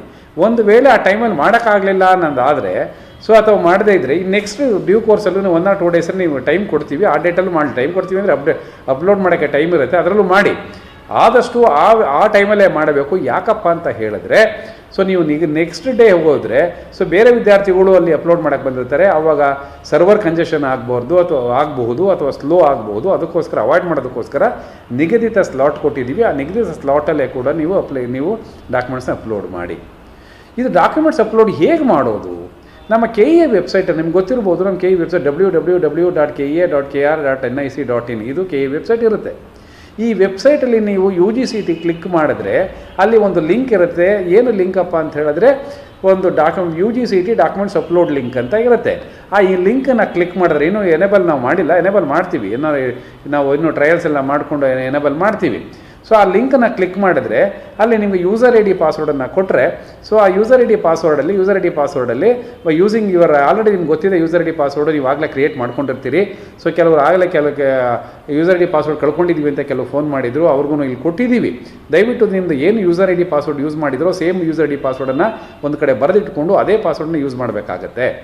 ಸೊ ಆ ಪಾಸ್ವರ್ಡನ್ನ ಯೂಸ್ ಮಾಡಿಕೊಂಡು ಲಾಗಿನ್ ಆದರೆ ಲಿಂಕನ್ನು ಕ್ಲಿಕ್ ಮಾಡಿದ್ರೆ ಯೂಸರ್ ID ಪಾಸ್ವರ್ಡ್ ಕೇಳುತ್ತೆ. ಅಲ್ಲಿ ಕ್ಲಿಕ್ ಮಾಡಿದ್ರೆ ಸೊ ನೀವು ಯಾವ ಎಲಿಜಿಬಿಲಿಟಿ ಕ್ಲಾಸ್ ಕೋಡಲ್ಲಿ ಕ್ಲೈಮ್ ಮಾಡಿದ್ದೀರಾ ಅನ್ನೋದು ಬರುತ್ತೆ, ಮತ್ತು ಏನೆಲ್ಲ ಡಾಕ್ಯುಮೆಂಟ್ಸ್ ಅಪ್ಲೋಡ್ ಮಾಡಬೇಕು ಅನ್ನೋದು ಬರುತ್ತೆ. ಸೊ ನೀವು ಕ್ಲೈಮ್ ಮಾಡಿರೋ ಪ್ರಕಾರ ಡಾಕ್ಯುಮೆಂಟ್ಸನ್ನು ಅಪ್ಲೋಡ್ ಮಾಡ್ತಾ ಹೋಗ್ಬೋದು. Application copy, 10th standard marks card, PUC marks card ಅಂದರೆ ಇನ್ನೂ ಬಂದಿಲ್ಲ ಸರ್ ಒರಿಜಿನಲ್ ಏನು ಮಾಡ್ಬೋದು ಅಂತ ಕೆಲವು ಕೇಳ್ಬೋದು. ಸೊ ಬಂದಿಲ್ಲ ಅಂತಂದರೆ ಈಗಾಗಲೇ ಇಂಟರ್ನೆಟ್ ಕಾಪಿ ಇದೆ, ಅದನ್ನು ಡೌನ್ಲೋಡ್ ಮಾಡಿಕೊಂಡು ಪ್ರಿನ್ಸಿಪಲಿಂದ ಅಟ್ಯಾಚ್ ಮಾಡಿಸ್ಕೊಂಡ್ಬಂದರೂ ಸಾಕಾಗತ್ತೆ. ಅಥವಾ ನೀವು ಒಂದು ಫಾರ್ಮೆಟ್ ಸಿಗುತ್ತೆ ಅಂಗಡಿಗಳಲ್ಲಿ, ಆ ಫಾರ್ಮೆಟ್ ತೆಗೆದುಕೊಂಡು ತುಂಬಿಸ್ಕೊಂಡು ಪ್ರಿನ್ಸಿಪಲಿಂದ ಅಟ್ಯಾಚ್ ಮಾಡಿಸ್ಕೊಂಡ್ಬಂದರೂ ಸಾಕಾಗತ್ತೆ. ಸೊ ಇವೆಲ್ಲ ಇದು ನಿಮ್ಗಾಗಲೇ ನಾವು ಇದನ್ನು ಬ್ರೋಷರಲ್ಲಿ ಹೇಳಿದ್ದೀವಿ, ಅದನ್ನ ಇಟ್ಕೊಳ್ಳಿ, ಅದ್ರ ಪ್ರಕಾರ ಮಾಡ್ಕೊಳ್ಳಿ. ಮತ್ತು ಕೆಲವು ರಿಸರ್ವೇಷನ್ ಸರ್ಟಿಫಿಕೇಟ್ಗೆಲ್ಲ ಫಾರ್ ಎಕ್ಸಾಂಪಲ್ ಕ್ಯಾಟಗರಿ 1 ಕ್ಲೈಮ್ ಮಾಡಿದರೆ ಕ್ಯಾಟಗರಿ 1 ಇಲ್ಲಿ ಅಪ್ಲೋಡ್ ಮಾಡಿ ಅಂತ ಹೇಳುತ್ತೆ. ಸೊ ಹೀಗೆ ಅಪ್ಲೋಡ್ ಮಾಡಿದ ಮೇಲೆ ನೀವು ಅಪ್ಲೋಡ್ ಮಾಡಿರೋದು ಕರೆಕ್ಟಾಗಿ ಇದೆಯಲ್ವ ಅಂತ ವ್ಯೂ ಅಂತಲೂ ಕೊಟ್ಟಿದ್ದೀವಿ. ಬಂದಿದ್ದು ಕರೆಕ್ಟಾಗಿ ಅಪ್ಲೋಡ್ ಆಗಿದೆಯಾ ಅಂತ. ಯಾಕೆಂದರೆ ಕೆಲವು ಸುಮ್ಮನೆ ಏನೋ ಜಂಕ್ ಥರ ಹೋಗ್ಬಿಡುತ್ತೆ. ಅದಾದರೆ ಕ್ಲಾರಿಟಿ ಇಲ್ಲ ಅಂತಂದರೆ ನಾವು ಇಲ್ಲಿ ವೆರಿಫಿಕೇಷನ್ ಮಾಡೋಕ್ಕಾಗೋದಿಲ್ಲ. ಸೊ ನೀವು ಅಪ್ಲೋಡ್ ಮಾಡಿರೋದು ಅದೇ ಡಾಕ್ಯುಮೆಂಟ್ಸ್ನ ಕರೆಕ್ಟಾಗಿ ಇದೆಯಾ ಇಲ್ವಾ ಅನ್ನೋದಕ್ಕೆ ನೀವು ಒಂದ್ಸರಿ ವ್ಯೂ ಅಂತ ಕ್ಲಿಕ್ ಮಾಡಿದ್ರೆ ನೀವು ಅಪ್ಲೋಡ್ ಮಾಡಿರುವಂಥ ಡಾಕ್ಯುಮೆಂಟ್ಸ್ನ ವ್ಯೂ ಮಾಡ್ಬೋದು, ನೋಡ್ಬೋದು. ಸೊ ಸರಿ ಇದೆ ಅಂತ ಹೇಳಿದ್ರೆ, ಸರಿ ಇಲ್ಲ ಅಂತಂದ್ರೆ ಅದನ್ನು ಡಿಲೀಟ್ ಮಾಡಿ ಇನ್ನೊಂದ್ಸರಿ ಅಪ್ಲೋಡ್ ಮಾಡಿ. ಸರಿ ಇದೆ ಅಂತ ಹೇಳಿದ್ರೆ ನೆಕ್ಸ್ಟ್ ಡಾಕ್ಯುಮೆಂಟ್ಸ್ ಅಪ್ಲೋಡ್ ಮಾಡಿಬಿಟ್ಟು ಒಂದು ಡಿಕ್ಲರೇಷನ್ ಕೊಡಿ. ಸೊ ಕೆಳಗಡೆ ಒಂದು ಡಿಕ್ಲರೇಷನ್ ಇದೆ. ಏನು ಡಿಕ್ಲರೇಷನ್ ಅಪ್ಪ ಅಂದರೆ, ನಾನು ಅಪ್ಲೋಡ್ ಮಾಡಿರುವಂಥ ಎಲ್ಲ ಡಾಕ್ಯುಮೆಂಟ್ಸ್ಗಳು ನನ್ನವೇ ಆಗಿರ್ತವೆ. ಸೊ ಇವು ಒರಿಜಿನಲ್ ಆಗಿರ್ತವೆ, ಸತ್ಯನೇ ಆಗಿರುತ್ತೆ. ಒಂದು ವೇಳೆ ಇದರಲ್ಲಿ ಏನಾದ್ರು ವ್ಯತ್ಯಾಸ ಆದರೆ ನಾನೇ ಕಾರಣ, ಮುಂದಿನ ಆಗುವಗಳಿಗೆ ನಾನೇ ಕಾರಣ ಅಂತೇಳಿ ಒಂದು ಡಿಕ್ಲರೇಷನ್ ಕೊಟ್ಟಿರ್ತೀವಿ. ಅದನ್ನು ಡಿಕ್ಲರೇಷನ್ ಮಾಡಬೇಕಾಗತ್ತೆ. ಆ ಡಿಕ್ಲರೇಷನ್ ಮಾಡಿದರೆ you are eligible to go for verification. ಅದು ಮಾಡಿ ಸಬ್ಮಿಟ್ ಮಾಡಿ ಒಂದು ಕಾಪಿನ ತೆಗೆದು ಇಟ್ಕೊಂಡ್ರೆ ಸೊ ನಾವು ವೆರಿಫಿಕೇಷನ್ ಮಾಡ್ತೀವಿ. ಸೊ ಇದಂದರೆ ಕರ್ನಾಟಕ ಪರೀಕ್ಷಾ ಪ್ರಾಧಿಕಾರ ಇಲ್ಲಿ ಸೆಂಟ್ರಲಲ್ಲಿ ವೆರಿಫಿಕೇಷನ್ ಮಾಡುತ್ತೆ. ಸೊ ವೆರಿಫಿಕೇಷನ್ ಅಫಿಷಿಯಲ್ಸಿಂದ ವೆರಿಫಿಕೇಷನ್ ಮಾಡಿಸ್ತೀವಿ. ವೆರಿಫಿಕೇಷನ್ ಮಾಡುವಾಗ ನೀವೇನು ಕ್ಲೈಮ್ ಮಾಡಿದಿರೋ ಅಪ್ಲಿಕೇಶನಲ್ಲಿ ಆ ಕ್ಲೈಮ್ ಮಾಡಿರೋ ಪ್ರಕಾರ ಡಾಕ್ಯುಮೆಂಟ್ಸ್ ಇದೆಯಾ ಇಲ್ವಾ ಅನ್ನೋದನ್ನು ನಾವು ಇಲ್ಲಿ ವೆರಿಫೈ ಮಾಡ್ತೀವಿ.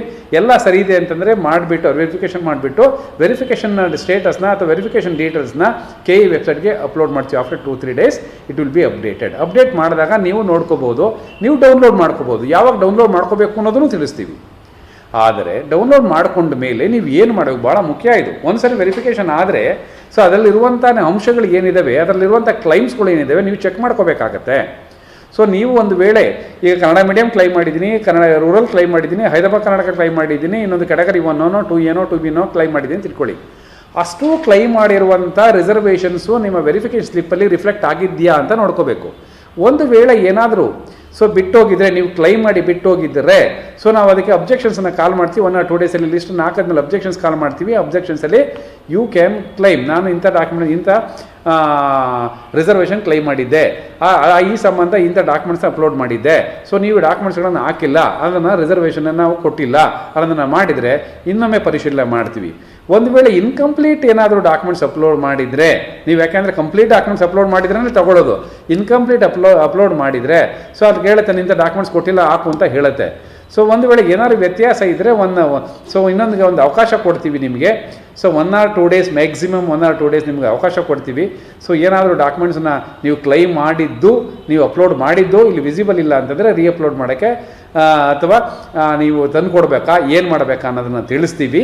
ಅದ್ರ ಪ್ರಕಾರ ಕ್ರಮ ಕೈಗೊಳ್ಳಿ. ಆನ್ಲೈನ್ ಆದರೆ ಆನ್ಲೈನೇ ಹೇಳ್ತೀವಿ, ಇಲ್ಲ ತಂದು ಕೊಡಬೇಕಾ ಅನ್ನೋದನ್ನ ಇಲ್ಲಿ ತಿಳಿಸ್ತೀವಿ. ಅದನ್ನು ನೀವು ನಮ್ಮ ಇನ್ಸ್ಟ್ರಕ್ಷನ್ಸ್ನ ನೋಡ್ಕೊಳ್ಳಿ. ಇದು ಡಾಕ್ಯುಮೆಂಟ್ಸ್ ಅಪ್ಲೋಡ್ ಆಯ್ತಪ್ಪ. Once you uploaded the documents, once you verify the documents ಅಂತಂದಾಗ that way the verification slip will be uploaded in the website. By using the same user ID and password you can log into KE portal and download the verification slip. ಇದು ಭಾಳ important. Verification download ಮಾಡಿಕೊಳ್ಳುವಾಗ the same user ID and ಪಾಸ್ವರ್ಡನ್ನು ಕೇಳುತ್ತೆ. User ID password ನೀವೇನು ಕೊಟ್ಟಿದ್ರೋ ಅದೇ user ID password ಕೇಳುತ್ತೆ. ಅದನ್ನು ಅದನ್ನು ಯೂಸ್ ಮಾಡ್ಕೊಂಡು ಡೌನ್ಲೋಡ್ ಮಾಡಿದ್ರೆ ಆ ವೆರಿಫಿಕೇಷನ್ ಸ್ಲಿಪ್ಪಲ್ಲಿ you can find the details. So your name will be there, your rank will be there, all type of ranks will be there, your caste category will be there, reservation category will be there if you have claimed, and if you have claimed Kannada medium that will be there. ಎಲ್ಲ ಇದೆಯಾ ಅಂತ ನೋಡ್ಕೊಳ್ಳಿ. ಒಂದು ವೇಳೆ claim ಮಾಡಿ ಇಲ್ಲ ಅಂತಂದರೆ you can report to KE. ನಮಗೆ ತಿಳಿಸ್ಬೇಕು, sir I have claim this reservations you have not mention ಅಂತ ಕೇಳಿದ್ರೆ yes there is a scope to correct it, ಅದನ್ನು ಮಾಡ್ತೀವಿ. ಒಂದು ವೇಳೆ ಕ್ಲೈಮ್ ಮಾಡಿಲ್ಲ, ಇವಾಗ ನಾನು ಸಬ್ಮಿಟ್ ಮಾಡ್ತಾ ಇದ್ದೀನಿ ಅಂತಂದರೆ it will not B accepted. ನೀವು ಅಪ್ಲಿಕೇಶನಲ್ಲಿ ಕ್ಲೈಮ್ ಮಾಡಿರಬೇಕಾಗತ್ತೆ. ಸೊ ಅಪ್ಲಿಕೇಶನ್ ನೀವು ವೆರಿಫಿಕೇಷನ್ ಸ್ಲಿಪ್ ಡೌನ್ಲೋಡ್ ಮಾಡ್ಕೊಂಡ ತಕ್ಷಣ ಅದೆಲ್ಲ ಡೀಟೇಲ್ಸ್ ನೋಡಿಬಿಟ್ರೆ ಕೆಳಗಡೆ ಒಂದು ಇಂಪಾರ್ಟೆಂಟು 8 ಡಿಜಿಟು ಸೀಕ್ರೆಟ್ ಕೀ ಕೊಟ್ಟಿರ್ತೀವಿ. ದಟ್ ಸೀಕ್ರೆಟ್ ಕೀ ಅಂತ ಒಂದು ವರ್ಡ್ ಕೊಟ್ಟಿರ್ತೀವಿ. ಅದರಲ್ಲಿ ಒಂದು 8 ಡಿಜಿಟ್ ನಂಬರ್ ಇರುತ್ತೆ. ಮೇ ಬಿ ದಿ ಆಲ್ಫಾ ಇರ್ಬೋದು, or it may be numerical ಇರ್ಬೋದು, or the mixture of both alpha and numerical ಇರ್ಬೋದು. So this secret key can be used as a user ID whenever you log into KE web portal. ನಮ್ಮ ಪೋರ್ಟಲ್ಗೆ login ಆಗುವಾಗ user ID password ಕೇಳುತ್ತೆ. ಈ ನಮ್ಮ secret ಕೀನೇ user ID ಆಗಿ use ಮಾಡಬೇಕಾಗತ್ತೆ. Password whatever you already created the same password can be used. But user ID ಫರ್ದರ್ಗೆ ನೀವೇನು ನಾವು ಸೀಕ್ರೆಟ್ ಕೀ ಕೊಟ್ಟಿರ್ತೀವೋ ಆ ಸೀಕ್ರೆಟ್ ಕೀನೇ ನೀವು ಯೂಸ್ ಮಾಡಬೇಕಾಗತ್ತೆ. ಅದಕ್ಕೋಸ್ಕರ ನೀವು ಹುಷಾರಾಗಿ ಇಟ್ಕೋಬೇಕು. ಸೀಕ್ರೆಟ್ ಅಂತ ಯಾಕೆ ನಾವು ಹೇಳ್ತಾ ಇದ್ದೀವಿ ಅಂತ ಹೇಳಿದ್ರೆ, you should not reveal that secret key to anyone. If anyone comes to know that there are chances of invading to your account. ನಿಮ್ಮ ಅಕೌಂಟ್ಗೆ ಲಾಗಿನ್ ಆಗಿ ನಿಮ್ಮ ಕ್ರೆಡೆನ್ಷಿಯಲನ್ನು ಚೇಂಜ್ ಮಾಡೋ ಚಾನ್ಸಸ್ ಇರುತ್ತೆ.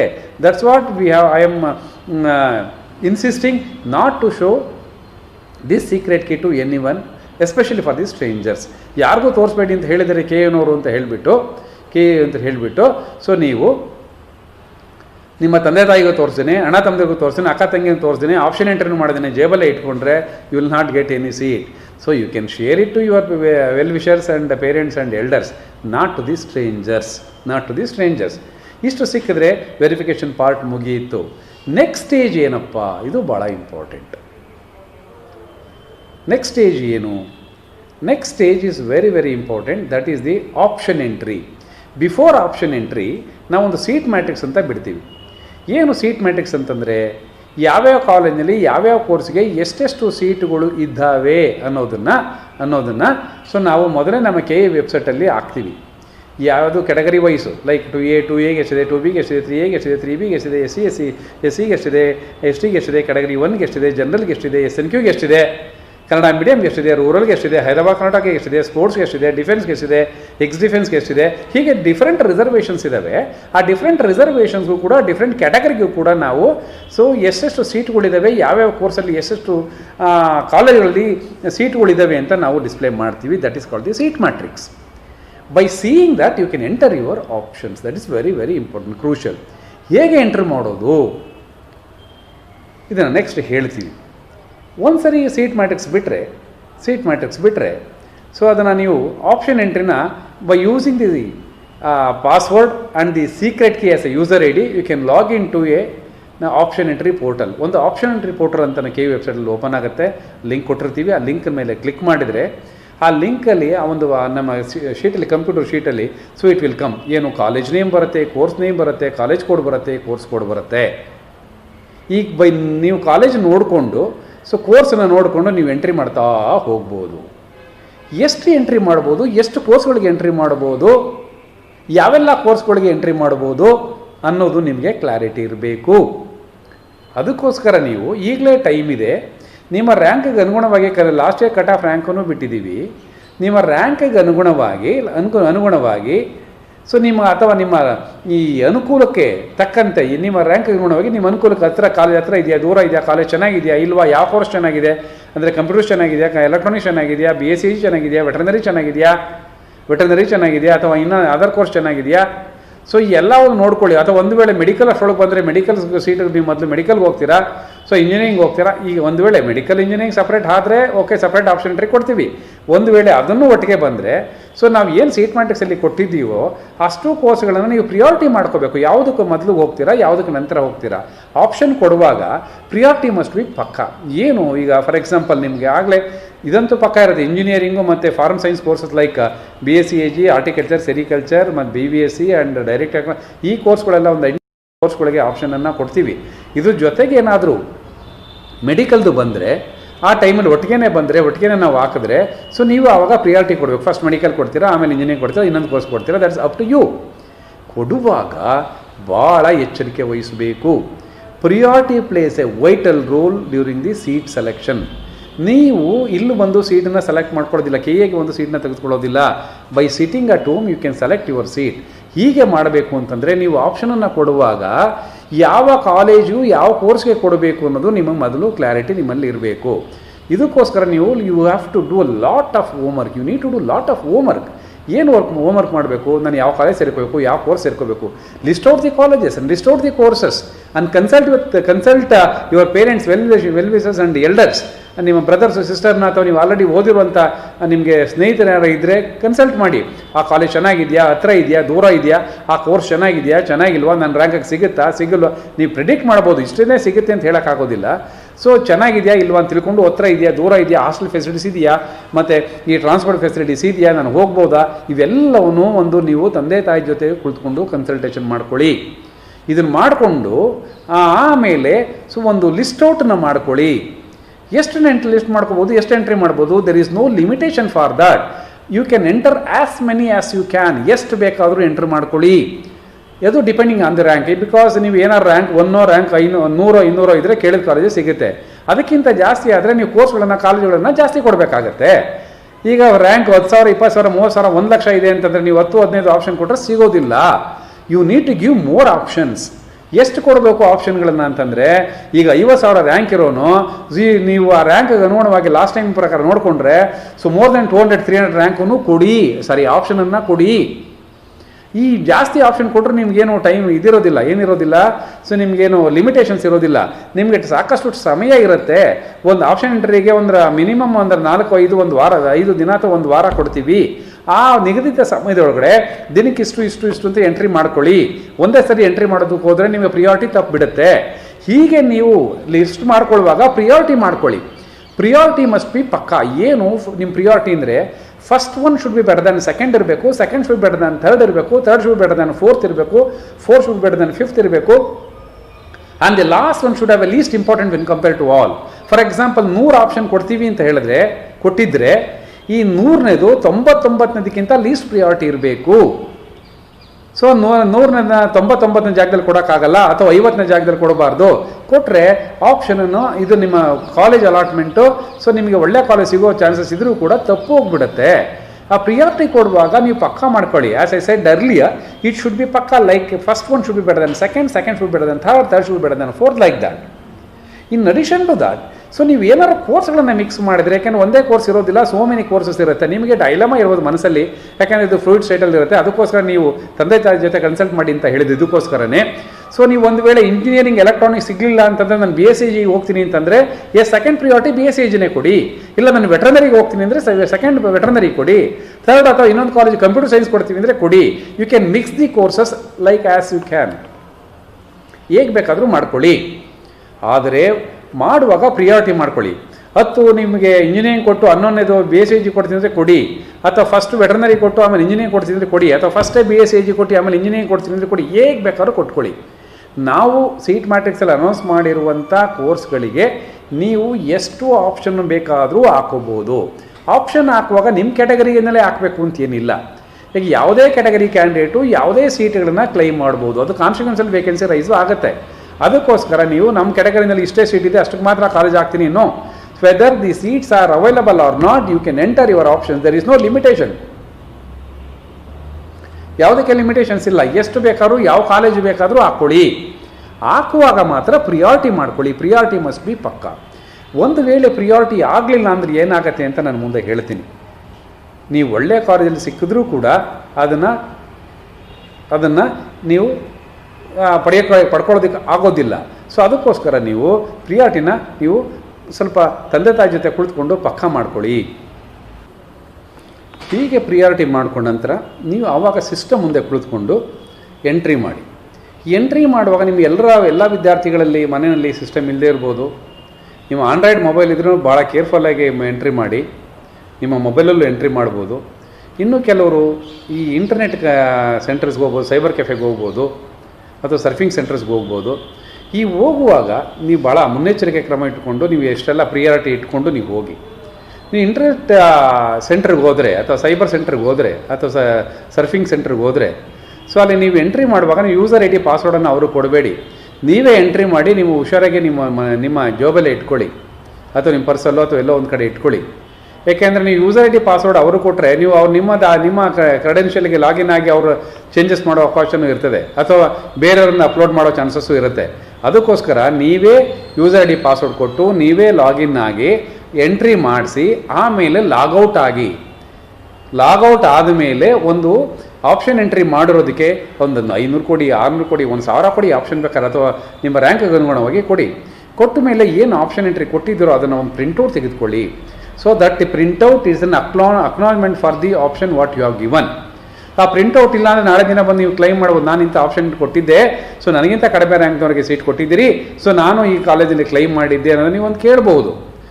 ನೀವು ಹೀಗೆ ಆಪ್ಷನ್ ಕೊಟ್ಟಿದ್ದಂಥ ಫೈನಲ್ ಆಪ್ಷನ್ ಎಂಟ್ರಿ ಕೊಟ್ಟಿದ್ದನ್ನು ಪ್ರಿಂಟೌಟ್ ತೆಗೆದಿಟ್ಕೊಳ್ಳೋದು ಭಾಳ ಸೂಕ್ತ.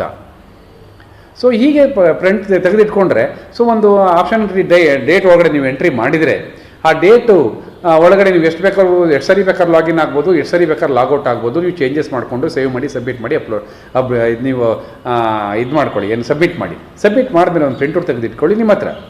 ಅದಾದಮೇಲೆ ನಿಗದಿತ ದಿನಾಂಕ ಆದಮೇಲೆ ಆಪ್ಷನ್ ಎಂಟ್ರಿ ಪೋರ್ಟಲ್ಲು ಫ್ರೀಸ್ ಆಗುತ್ತೆ. ಫ್ರೀಸ್ ಆದಮೇಲೆ ಸ್ಟಾಪ್ ಆಗುತ್ತೆ. ಆಮೇಲೆ ಒಂದು ಮಾರ್ಕ್ ಅಲಾಟ್ಮೆಂಟ್ ಅಂತ ಮಾಡ್ತೀವಿ. ಫ್ರೀಸ್ ಆದಮೇಲೆ ಒಂದು ಟ್ರಯಲ್ ಅಲಾಟ್ಮೆಂಟ್ ಒಂದು ಡಮ್ಮಿ ಅಲಾಟ್ಮೆಂಟ್ ಮಾಡ್ತೀವಿ. That mark allotment may gives you rough idea where you can stand. ನೀವು ಎಲ್ಲಿ ಸಿಗಬಹುದು ಅನ್ನೋ ಒಂದು ಅಂದಾಜು ಸಿಗುತ್ತೆ, ಇದೇ ಸಿಗುತ್ತೆ ಅಂತ ಹೇಳೋಕ್ಕಾಗೋದಿಲ್ಲ. ಈ ಮಾರ್ಕ್ ಅಲಾಟ್ಮೆಂಟನ್ನು ಮಾಡಿದ್ಮೇಲೆ you can see the result. ನೋಡಿಕೊಂಡು ನಿಮಗೆ ಅನಿಸ್ಬೋದು ಅವಾಗ, ಅಯ್ಯೋ ನಾನು ಆ ಕಾಲೇಜ್ ಹಾಕಿದ್ರೆ ಸಿಗ್ತಾ ಇತ್ತು, ನನಗಿಂತ ಕಡಿಮೆ ರ್ಯಾಂಕ್ನವ್ರಿಗೆ ಆ ಕಾಲೇಜ್ ಸಿಕ್ಕಿದೆ, ಸೊ ನಾನು ಆಗ್ತಿದ್ರೆ ಸಿಗ್ತಾ ಇತ್ತು ಅನ್ನೋ ಭಾವನೆ ನಿಮಗೆ ಬರಬಹುದು. ಅಂಥ ಸಂದರ್ಭದಲ್ಲಿ yes will give chance to enter once again. So 1 or 2 days time ಕೊಡ್ತೀವಿ, you can enter your options. Option ಕೊಡುವಾಗ ಸೊ ಅಂದರೆ ಚೇಂಜ್ ಮಾಡ್ಕೋಬೋದು, ಪ್ರಿಯಾರಿಟಿ ಚೇಂಜ್ ಮಾಡ್ಕೋಬೋದು, ಹೊಸ ಆಪ್ಷನ್ ಎಂಟ್ರಿ ಮಾಡ್ಕೋಬೋದು, ರಿಅರೇಂಜ್ ಮಾಡ್ಕೋಬೋದು, ಡಿಲೀಟ್ ಮಾಡ್ಕೋಬೋದು. ಡಿಲೀಟ್ ಅಂತೂ ಮಾಡೋಕ್ಕೆ ಹೋಗಬೇಡಿ, ಎಷ್ಟೇ ಆಪ್ಷನ್ ಇದ್ರು ಹಂಗೆ ಉಳಿಸ್ಕೊಳ್ಳಿ, ಪ್ರಿಯಾರಿಟಿ ಮಾಡ್ಕೊಳ್ಳಿ ಅಷ್ಟೇ. ಒಂದು ವೇಳೆ ಆಪ್ಷನ್ ಸಾಕಾಗಲಿಲ್ಲ ಅಂತಂದರೆ ಆಪ್ಷನನ್ನು ಕೊಡಿ. ಎಲ್ಲರೂ ಮಾರ್ಕ್ ಅಲಾಟ್ಮೆಂಟಲ್ಲಿ ಭಾಗವಹಿಸೋದು ಬಹಳ ಸೂಕ್ತ. ಒಂದು ವೇಳೆ ಮಾರ್ಕ್ ಅಲಾಟ್ಮೆಂಟಲ್ಲಿ ಭಾಗವಹಿಸಲಿಲ್ಲ ಅಂದರೆ ನೇರವಾಗಿ ರಿಯಲ್ ಅಲಾಟ್ಮೆಂಟಲ್ಲಿ ಭಾಗವಹಿಸ್ಬೋದು. ಆದರೆ ಮಾರ್ಕ್ ಅಲಾಟ್ಮೆಂಟ್ಲಿ ಒಂದು ಅಂದಾಜು ಸಿಗುತ್ತೆ, ಯಾವ ಕಾಲೇಜು ಯಾವ ಕೋರ್ಸ್ ಸಿಗ್ಬೋದು ಅನ್ನೋ ಅಂದಾಜು ಸಿಗುತ್ತೆ. ಅದು ನೋಡಿಕೊಂಡು ಚೇಂಜ್ ಮಾಡೋದಕ್ಕೆ ಒಂದು ಅನುಕೂಲ ಆಗುತ್ತೆ. ಅದಕ್ಕೋಸ್ಕರ ನೀವು ಮಾರ್ಕ್ ಅಲಾಟ್ಮೆಂಟಲ್ಲಿ ಎಲ್ಲರೂ ಭಾಗವಹಿಸಿ.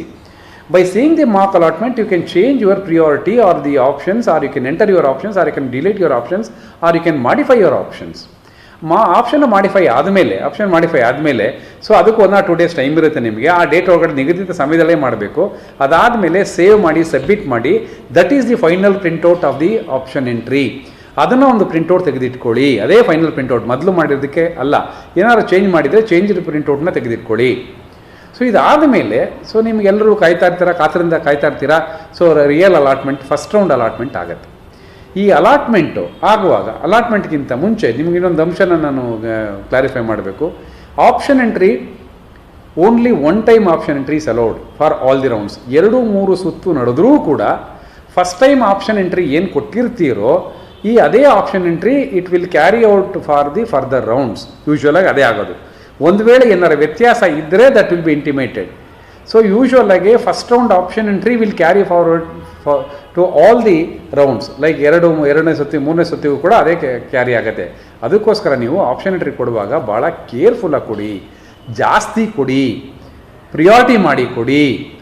ಸಬ್ಮಿಟ್ ಮಾಡೋಕ್ಕಿಂತ ಮುಂಚೆ ಅದೆಲ್ಲ ಯೋಚನೆ ಮಾಡಿ ನಾನು ಮೊದಲೇ ಹೇಳಿದಾಗೆ ಕಾಲೇಜ್ ಹತ್ರ ಇದೆಯಾ, ದೂರ ಇದೆಯಾ, ಲ್ಯಾಬ್ ಇದೆಯಾ, ಲೈಬ್ರರಿ ಇದೆಯಾ, ಹಾಸ್ಟೆಲ್ ಇದೆಯಾ, ಅಥವಾ ಫೀಸ್ ಅಷ್ಟಿದೆಯಾ, ಅಥವಾ ಹೇಗಿದೆ, ಅದೆಲ್ಲ ಟೈಮ್ ಇದೆ. ಇವಾಗ you can examine all those things and you can verify all those things and you can make a prepare, or you can list the number of colleges and the courses and the facilities. ಇಷ್ಟು ಮಾಡಿದ ಮೇಲೆ and then you can sit in front of the system and you can enter ಮಾಡ್ಕೊಳ್ಳಿ. ಇಷ್ಟು ಆದರೆ real allotment ಆಗುತ್ತೆ, option entry close ಆಗುತ್ತೆ, real allotment ಆಗುತ್ತೆ. Real allotment ಆದರೆ ಸೊ ನಿಮ್ಗೆ ಯಾವ ಕಾಲೇಜಲ್ಲಿ ಯಾವ ಸೀಟ್ ಸಿಕ್ಕಿದೆ ಅಂತ ಗೊತ್ತಾಗುತ್ತೆ. ಸಿಕ್ಕಿದ್ಮೇಲೆ ಏನು ಮಾಡಬೇಕು, ಇದು ನೆಕ್ಸ್ಟ್ ಸ್ಟೇಜ್. ಸೀಟ್ ಸಿಕ್ಕಿದ್ರೆ ಈಗ ಸಿಕ್ಕಿದ್ಮೇಲೆ ಏನು ಮಾಡಬೇಕು. ಒಂದು ವೇಳೆ ನೀವು ಸೀಟ್ ಸಿಕ್ತು ಅಂತಂದರೆ, ಒಂದು ವೇಳೆ ಅಂದರೆ ಸರಿಯಾಗಿ ಆಪ್ಷನ್ ಎಂಟ್ರಿ ಕೊಟ್ಟಿದ್ದಾದಲ್ಲಿ ನಿಮ್ಮ ರ್ಯಾಂಕ್ಗೆ ಅನುಗುಣವಾಗಿ ಸಾಮಾನ್ಯವಾಗಿ ಸೀಟ್ ಸಿಗುತ್ತೆ, ಒಂದಲ್ಲ ಒಂದು ಸಿಗುತ್ತೆ. ಈಗ ಇಲ್ಲ ನಂದು 50,000 ಅಗ್ರಿಕಲ್ಚರ್ ರ್ಯಾಂಕ್ ಇದೆ, ನನಗೆ ಅಗ್ರಿಕಲ್ಚರ್ ಹಾಕಿದೆ ಸಿಗಲಿಲ್ಲ, 50,000ಕ್ಕೆ ನಿಮ್ಮ ಕಟ್ ಆಫ್ ರ್ಯಾಂಕ್ ಇದೆ ಸಿಗುತ್ತೆ. 50,000ಕ್ಕೆ ಅಗ್ರಿಕಲ್ಚರ್ ಸಿಗುತ್ತಾ? ಸಿಗೋದಿಲ್ಲ. ಸೊ ಹಾಗಾಗಿ ಸಿಗೋದಿಲ್ಲ ಅಂತಂದಾಗ ನನಗೆ ನೀವು ಹಾಕಿದ್ರಿ ಆಪ್ಷನ್ ಎಂಟ್ರಿ ಹಾಕಿದ್ರಿ ಸಿಗಲಿಲ್ಲ ಅಂತ ನಮ್ಮನ್ನು ಕೇಳೋ ಹಂಗಿಲ್ಲ. ಸೊ ನಿಮ್ಮ ರ್ಯಾಂಕ್ಗೆ ಅನುಗುಣವಾಗಿ ಜಾಸ್ತಿ ಬರೀ ಅಗ್ರಿಕಲ್ಚರ್ ಎಲ್ಲ ಬೇರೆ ಜೊತೆಗೆ ಅದರ್ ಕೋರ್ಸಸ್ಸು ಕೊಡಬೇಕು, ಇಂಜಿನಿಯರಿಂಗು ಅಥವಾ ಇಂಟ್ರೆಸ್ಟ್ ಇದೆ ಯಾವ ಕೋರ್ಸಸ್ ಸಿಗಬೇಕು. ಒಂದು ವೇಳೆ ಯಾವುದು ಸಿಕ್ಕಿಲ್ಲ ಅಂತಂದರೆ ನೀವು ಮುಂದಿನ ಸುತ್ತಲ್ಲಿ ಭಾಗವಹಿಸಬೇಕಾಗತ್ತೆ. ಮುಂದಿನ ಸುತ್ತಲ್ಲಿ ಆಪ್ಷನ್ ಎಂಟ್ರಿ ಕೊಡ್ತೀರಾ ಅಂತಂದರೆ usually option entry will not be given, ಕೊಡಲ್ಲ. So first time option entry ಏನು ಕ್ಯಾರಿ ಫಾರ್ವರ್ಡ್ ಆಗುತ್ತೋ ಅದೇ ಆಗಿರುತ್ತೆ. ಒಂದು ವೇಳೆ ಸೀಟು ಸಿಕ್ಕಿಲ್ಲ ಅಂದರೆ ಇದು ಸಿಕ್ಕಿದ್ರೆ ಏನು, ಒಂದು ವೇಳೆ ಸೀಟ್ ಸಿಕ್ಕುತ್ತೆ ಸರಿಯಾಗಿ ಆಪ್ಷನ್ ಎಂಟ್ರಿ ಹಾಕಿದ್ರೆ 65,000 ಒಂದು 55,000 ಇಂಜಿನಿಯರಿಂಗ್ ಸೀಟ್ ಇರುತ್ತೆ, ಒಂದು 2-3 ಸಾವಿರ ಅಗ್ರಿಕಲ್ಚರ್ ಸೈನ್ಸ್ ಇರುತ್ತೆ, ಒಂದು 500, 400 ವೆಟರ್ನರಿ ಇರುತ್ತೆ, ಒಂದು 60-62 ಸಾವಿರ ಸೀಟ್ ಆಲ್ ಟುಗೆದರ್ ಸಿಗಬಹುದು. ಸೀಟ್ ಮ್ಯಾಟ್ರಿಕ್ಸ್ ಬಂದಾಗ ಗೊತ್ತಾಗತ್ತೆ. ಇಷ್ಟು ವಿದ್ಯಾರ್ಥಿಗಳಿಗೆ ಸರಿಯಾಗಿ ಆಪ್ಷನ್ ಎಂಟ್ರಿ ಹಾಕಿದ್ರೆ ಸೀಟ್ ಸಿಗಬಹುದು. ಸಿಕ್ಕಿದ್ರೆ ಏನು ಮಾಡಬೇಕು? ಸೊ ಒಂದು ಸಾರಿ ಸೀಟ್ ಸಿಕ್ತು ಅಂದರೆ ನಿಮ್ಮ ಮುಂದೆ 4 ಆಯ್ಕೆಗಳಿರುತ್ತೆ. 4 ಆಯ್ಕೆ ಅಂದರೆ like choice 1, choice 2, choice 3, choice 4. ಈ ಚಾಯ್ಸ್ಗಳನ್ನು ಭಾಳ ಗಮನವಿಟ್ಟು ಕೇಳಿ. ಇಲ್ಲೂ ಭಾಳಷ್ಟು ವಿದ್ಯಾರ್ಥಿಗಳು ತಪ್ಪನ್ನು ಮಾಡ್ತಾರೆ. ಆ ತಪ್ಪನ್ನು ಮಾಡಲಿಕ್ಕೆ ಹೋಗಬೇಡಿ. ಸೀಟ್ ಸಿಕ್ಕಿದ ಮೇಲೆ ಚಾಯ್ಸನ್ನು ಕೊಡೋದು. ಸೊ ನೀವು ಆಪ್ಷನ್ ಎಂಟ್ರಿನ ಸೀಟ್ ಮ್ಯಾಟ್ರಿಕ್ಸ್ ಬಿಟ್ಟ ಮೇಲೆ ಆಪ್ಷನ್ ಎಂಟ್ರಿ ಕೊಡೋದು, before mark allotment option entry ಕೊಡೋದು, ಅಥವಾ ಬಿಫೋರ್ ಅಲಾಟ್ಮೆಂಟ್ ನೀವು ಆಪ್ಷನ್ಸ್ನ ಕೊಡೋದು. ಚಾಯ್ಸನ್ನು ಆಫ್ಟರ್ ಅಲಾಟಿಂಗ್ ದಿ ಸೀಟ್ ಚಾಯ್ಸನ್ನು ಕೊಡ್ತೀರಿ ಸೀಟ್ ಸಿಕ್ಕಿದ್ರೆ. ಏನು ಹೇಳುತ್ತೆ ಈ ಚಾಯ್ಸ್ 1, ಚಾಯ್ಸ್ 2, ಚಾಯ್ಸ್ 3, ಚಾಯ್ಸ್ 4 ಅನ್ನೋದು ನೋಡೋಣ. ಚಾಯ್ಸ್ 1 ಹೇಳುತ್ತೆ, so the allotted college and seat is completely satisfied by me I will go and report ಅಂತಂದರೆ ಐ ಕ್ಯಾನ್ ಎಕ್ಸೈಸ್ ಚಾಯ್ಸ್ 1 ಅಂತ ಹೇಳುತ್ತೆ. ಅಂದರೆ ನನಗೆ ಸಿಕ್ಕಿರೋ ಸೀಟು ಸಂಪೂರ್ಣ ಇಷ್ಟ ಇದೆ, ಈ ಸೀಟ್ ಹೊರತಾಗಿ ನನಗೆ ಬೇರೆ ಯಾವ ಸೀಟು ಬೇಡ, ಈ ಸೀಟನ್ನ ಬಿಟ್ಟರೆ ನಾನು ಬೇರೆ ಯಾವ ಕಾಲೇಜು ನೋಡಲ್ಲ, ಯಾವ ರೌಂಡ್ಗೂ ಹೋಗಲ್ಲ ಅನ್ನೋದಾದರೆ ಚಾಯ್ಸ್ 1 ಕೊಡಿ. ಚಾಯ್ಸ್ 1 ಕೊಟ್ಟರೆ ಅಲ್ಲಿ ಹೇಳುತ್ತೆ ಫೀಸ್ ಕಟ್ಟು ಅಂತ ಹೇಳುತ್ತೆ. ಎಷ್ಟು ಫೀಸು ಸೀಟ್ ಮ್ಯಾಟ್ರಿಕ್ಸ್ ಆವಾಗಲೇ ಹೇಳಿರ್ತೀವಿ, ಈ ಕಾಲೇಜ್ ಫೀಸ್ ಎಷ್ಟು ಅಂತ ಹೇಳ್ತೀವಿ. ಇಂಜಿನಿಯರಿಂಗ್ ಇಷ್ಟು ಇರ್ತದೆ, ಮತ್ತು ವೆಟರ್ನರಿಗೆ ಇಷ್ಟು ಇರುತ್ತೆ, ಅಗ್ರಿಕಲ್ಚರ್ ಇಷ್ಟಿರುತ್ತೆ. ಯಾವ ಸೀಟ್ ಅಲಾಟ್ ಆಗಿದೆಯೋ ಆ ಸೀಟು ಅಲ್ಲೇ ಬಂದಿರುತ್ತದೆ, ಯಾವುದರಲ್ಲಿ ನಿಮ್ಮ ಪ್ರಿಂಟೌಟಲ್ಲೇ ಬಂದಿರುತ್ತದೆ, ಅಲಾಟ್ಮೆಂಟ್ ಲೆಟ್ರಲ್ಲೇ ಬಂದಿರುತ್ತದೆ.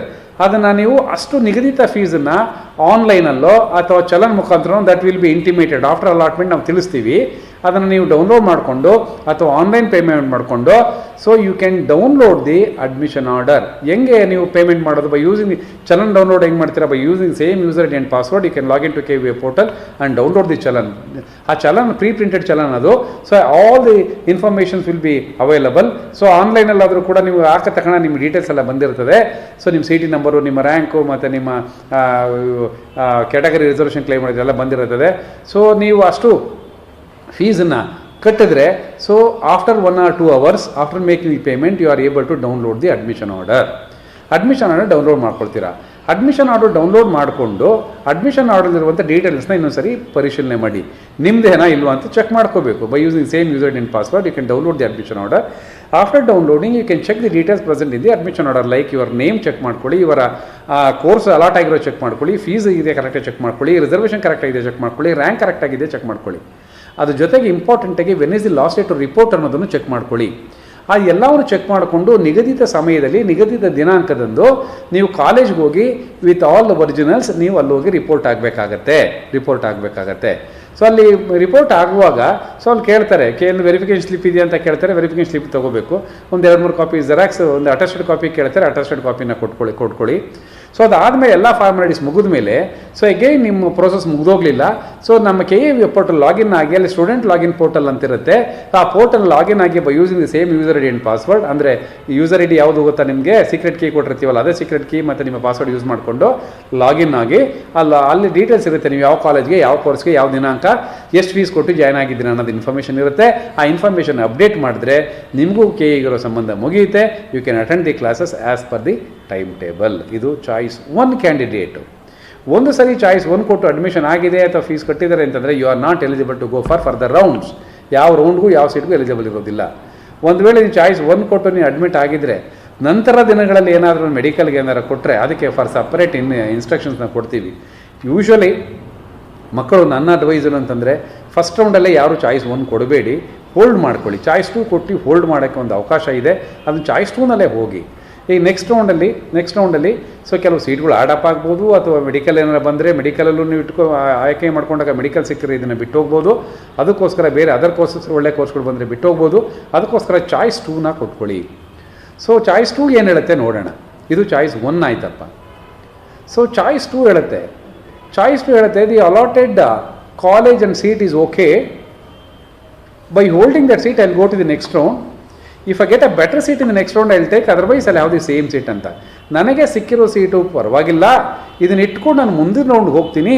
ಮುಂದಿನ ರೌಂಡಲ್ಲಿ ಇದಕ್ಕಿಂತ ಉತ್ತಮವಾದಂಥ ಕೋರ್ಸು, ಉತ್ತಮವಾದಂಥ ಸೀಟು ಸಿಕ್ಕಿದ್ರೆ, ಉತ್ತಮವಾದಂಥ ಕಾಲೇಜಲ್ಲಿ ಸಿಕ್ಕಿದ್ರೆ ನಾನು ಅದನ್ನು ಸೀಟನ್ನ ತೆಗೆದುಕೊಳ್ತೀನಿ. ಇಲ್ಲ ಅಂತಂದರೆ ಇದೇ ಸೀಟ್ ಇಟ್ಕೊಳ್ತೀನಿ ಅನ್ನೋದಾದರೆ ಚಾಯ್ಸ್ 2 ಕೊಡಿ. ಈ ಚಾಯ್ಸ್ 2ನಲ್ಲಿ ಏನೆಲ್ಲ ಅದು ಕಂಡೀಷನ್ಸ್ ಇರುತ್ತೆ ಅಂತ ಅಲಾಟ್ಮೆಂಟ್ ಆದಮೇಲೆ ಹಾಕ್ತೀವಿ. ಯೂಶ್ವಲಿ ಏನಾಗಿರುತ್ತೆ ಅಂದರೆ ಚಾಯ್ಸ್ 2 ಕೊಟ್ಟಾಗ ಇಂಜಿನಿಯರಿಂಗಲ್ಲಿ ಫೀಸ್ ಕಟ್ಟೋ ಅವಶ್ಯಕತೆ ಇರೋದಿಲ್ಲ. ಮೆಡಿಕಲ್ಗಾದರೆ ಕಟ್ಟಿ ಅಂತ ಹೇಳ್ತೀವಿ. ಇಂಜಿನಿಯರಿಂಗಲ್ಲಿ ಚಾಯ್ಸ್ 2ಗೆ ಇರೋದಿಲ್ಲ. But even if it is there that will be given during the allotment time. ಆ ಇನ್ಸ್ಟ್ರಕ್ಷನ್ಸ್ನ ಅಲಾಟ್ಮೆಂಟ್ ಟೈಮಲ್ಲಿ ಕೊಡ್ತೀವಿ. ಅಲಾಟ್ಮೆಂಟ್ ಟೈಮಲ್ಲಿ ಆದಾಗ ಇನ್ಸ್ಟ್ರಕ್ಷನ್ಸ್ನ ಕರೆಕ್ಟಾಗಿ ನೋಡ್ಕೊಳ್ಳಿ. ಚಾಯ್ಸ್ 2 ಕೊಟ್ಟರೆ ಸಿಕ್ಕಿರೋ ಸೀಟು ನಿಮ್ಮ ಹತ್ರ ಇರುತ್ತೆ, ಅದನ್ನು ಹೋಲ್ಡ್ ಮಾಡ್ಕೊಂಡು ಮುಂದಿನ ರೌಂಡ್ಗೆ ಹೋಗ್ಬೋದು. ಮುಂದಿನ ರೌಂಡಲ್ಲಿ ಏನಾದ್ರು ಇದಕ್ಕಿಂತ ಮೇಲ್ಭಾಗದಲ್ಲಿ ಉತ್ತಮವಾದ ಸೀಟ್ ಸಿಕ್ಕಿದ್ರೆ ನೀವು ತೆಗೆದುಕೊಳ್ಬೋದು. ಅದೇ ಗೊತ್ತಾಗುತ್ತೆ. ಅದಕ್ಕೊಂದು ಎಕ್ಸಾಂಪಲ್ ಕೊಡ್ತೀನಿ ನೋಡಿಯಪ್ಪ. ಸೊ ನಿಮಗೆ ಒಂದು 100 ಆಪ್ಷನ್ ಕೊಟ್ಟಿದ್ದೀರಾ ಅಂತ ಇಟ್ಕೊಳ್ಳಿ. ಇನ್ನೂ ಜಾಸ್ತಿನೇ ಕೊಡಬೇಕು, ಇನ್ನು ಲೀಸ್ಟ್ ರ್ಯಾಂಕ್ ಇರೋರು. ನಾನು ಒಂದು ಎಕ್ಸಾಂಪಲ್ ಕೊಡ್ತಿದ್ದೀನಿ ಅಷ್ಟೇ. 100 ಆಪ್ಷನ್ ಕೊಟ್ಟಿದ್ದೀರಾ ಅಂತ ಇಟ್ಕೊಳ್ಳಿ. 100 ಆಪ್ಷನಲ್ಲಿ 50ನೇ ಆಪ್ಷನ್ ಅಲಾಟ್ ಆಗಿದೆ. ನೀವು ಚಾಯ್ಸ್ 2 ಕೊಡ್ತೀರಾ ಅಂತ ಇಟ್ಕೊಳ್ಳಿ. ಚಾಯ್ಸ್ 2 ಕೊಟ್ಟ ತಕ್ಷಣ ಫೀಸ್, ಇಂಜಿನಿಯರಿಂಗ್ ಆದರೆ ಫೀಸ್ ಕೊಟ್ಟೋ ಅವಶ್ಯಕತೆ ಇಲ್ಲ. ಚಾಯ್ಸ್ 2 ಕೊಟ್ಟ ತಕ್ಷಣ ಏನಾಗುತ್ತೆ, allotted seat will be with you, ಅದು ನಿಮ್ಮ ಹತ್ರ ಇರುತ್ತೆ. ಅಲಾಟೆಡ್ ಆ್ಯಂಡ್ ಬಿಲೋ 51ರಿಂದ ಕೆಳಗಡೆ ಇರುವಂಥ ಆಪ್ಷನ್ ಎಲ್ಲ ಡಿಲೀಟ್ ಆಗುತ್ತೆ. 1ರಿಂದ 49 ಆಪ್ಷನು ನಿಮ್ಮ ಅಕೌಂಟಲ್ಲಿ ಇರುತ್ತೆ. ಸೊ ನೆಕ್ಸ್ಟ್ ರೌಂಡ್ಗಿಂತ ಮುಂಚೆ ನೀವೇನಾದ್ರು ಚೇಂಜಸ್ ಮಾಡ್ಕೊಳ್ಳೋದಿದ್ರೆ, ರಿಅರೇಂಜ್ ಮಾಡ್ಕೊಳ್ಳೋದಿದ್ರೆ ಬಿಟ್ವೀನ್ 1 to 49 ಚೇಂಜ್ ಅಡಿಷನ್ ಅಂತೂ ಮಾಡ್ಕೊಳ್ಳೋಕ್ಕಾಗೋದಿಲ್ಲ. ಡಿಲೀಟ್ ಮಾಡ್ಕೋಬೋದು, ರಿಅರೇಂಜ್ ಮಾಡ್ಕೋಬೋದು. ಸೊ 49 25 ಮಾಡ್ಬೋದು, 25 15 ಮಾಡ್ಬೋದು, 10 1 ಮಾಡ್ಬೋದು, ಅಥವಾ 1 50 ಮಾಡ್ಬೋದು, 49 ಮಾಡ್ಬೋದು. Whatever the things you can do, ಹೀಗೆ ಮಾಡ್ಬೋದು. ಒಂದು ಅಡಿಷನ್ ಮಾಡಂತೂ ಮಾಡೋಕ್ಕಾಗಲ್ಲ, ಡಿಲೀಷನ್ಸು ರಿಅರೇಂಜ್ ಮಾಡ್ಕೋಬೋದು. ಹೀಗೆ ಮಾಡಿಕೊಂಡು ಸೇವ್ ಮಾಡಿ ಅದನ್ನು ಒಂದು ಪ್ರಿಂಟ್ಔಟ್ ತೆಗೆದುಕೊಂಡ್ರೆ, ಒಂದು ವೇಳೆ next ರೌಂಡಲ್ಲಿ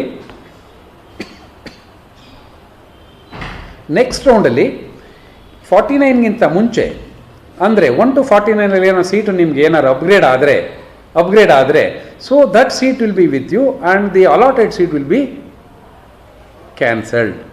simultaneously candidate cannot have 2 seats.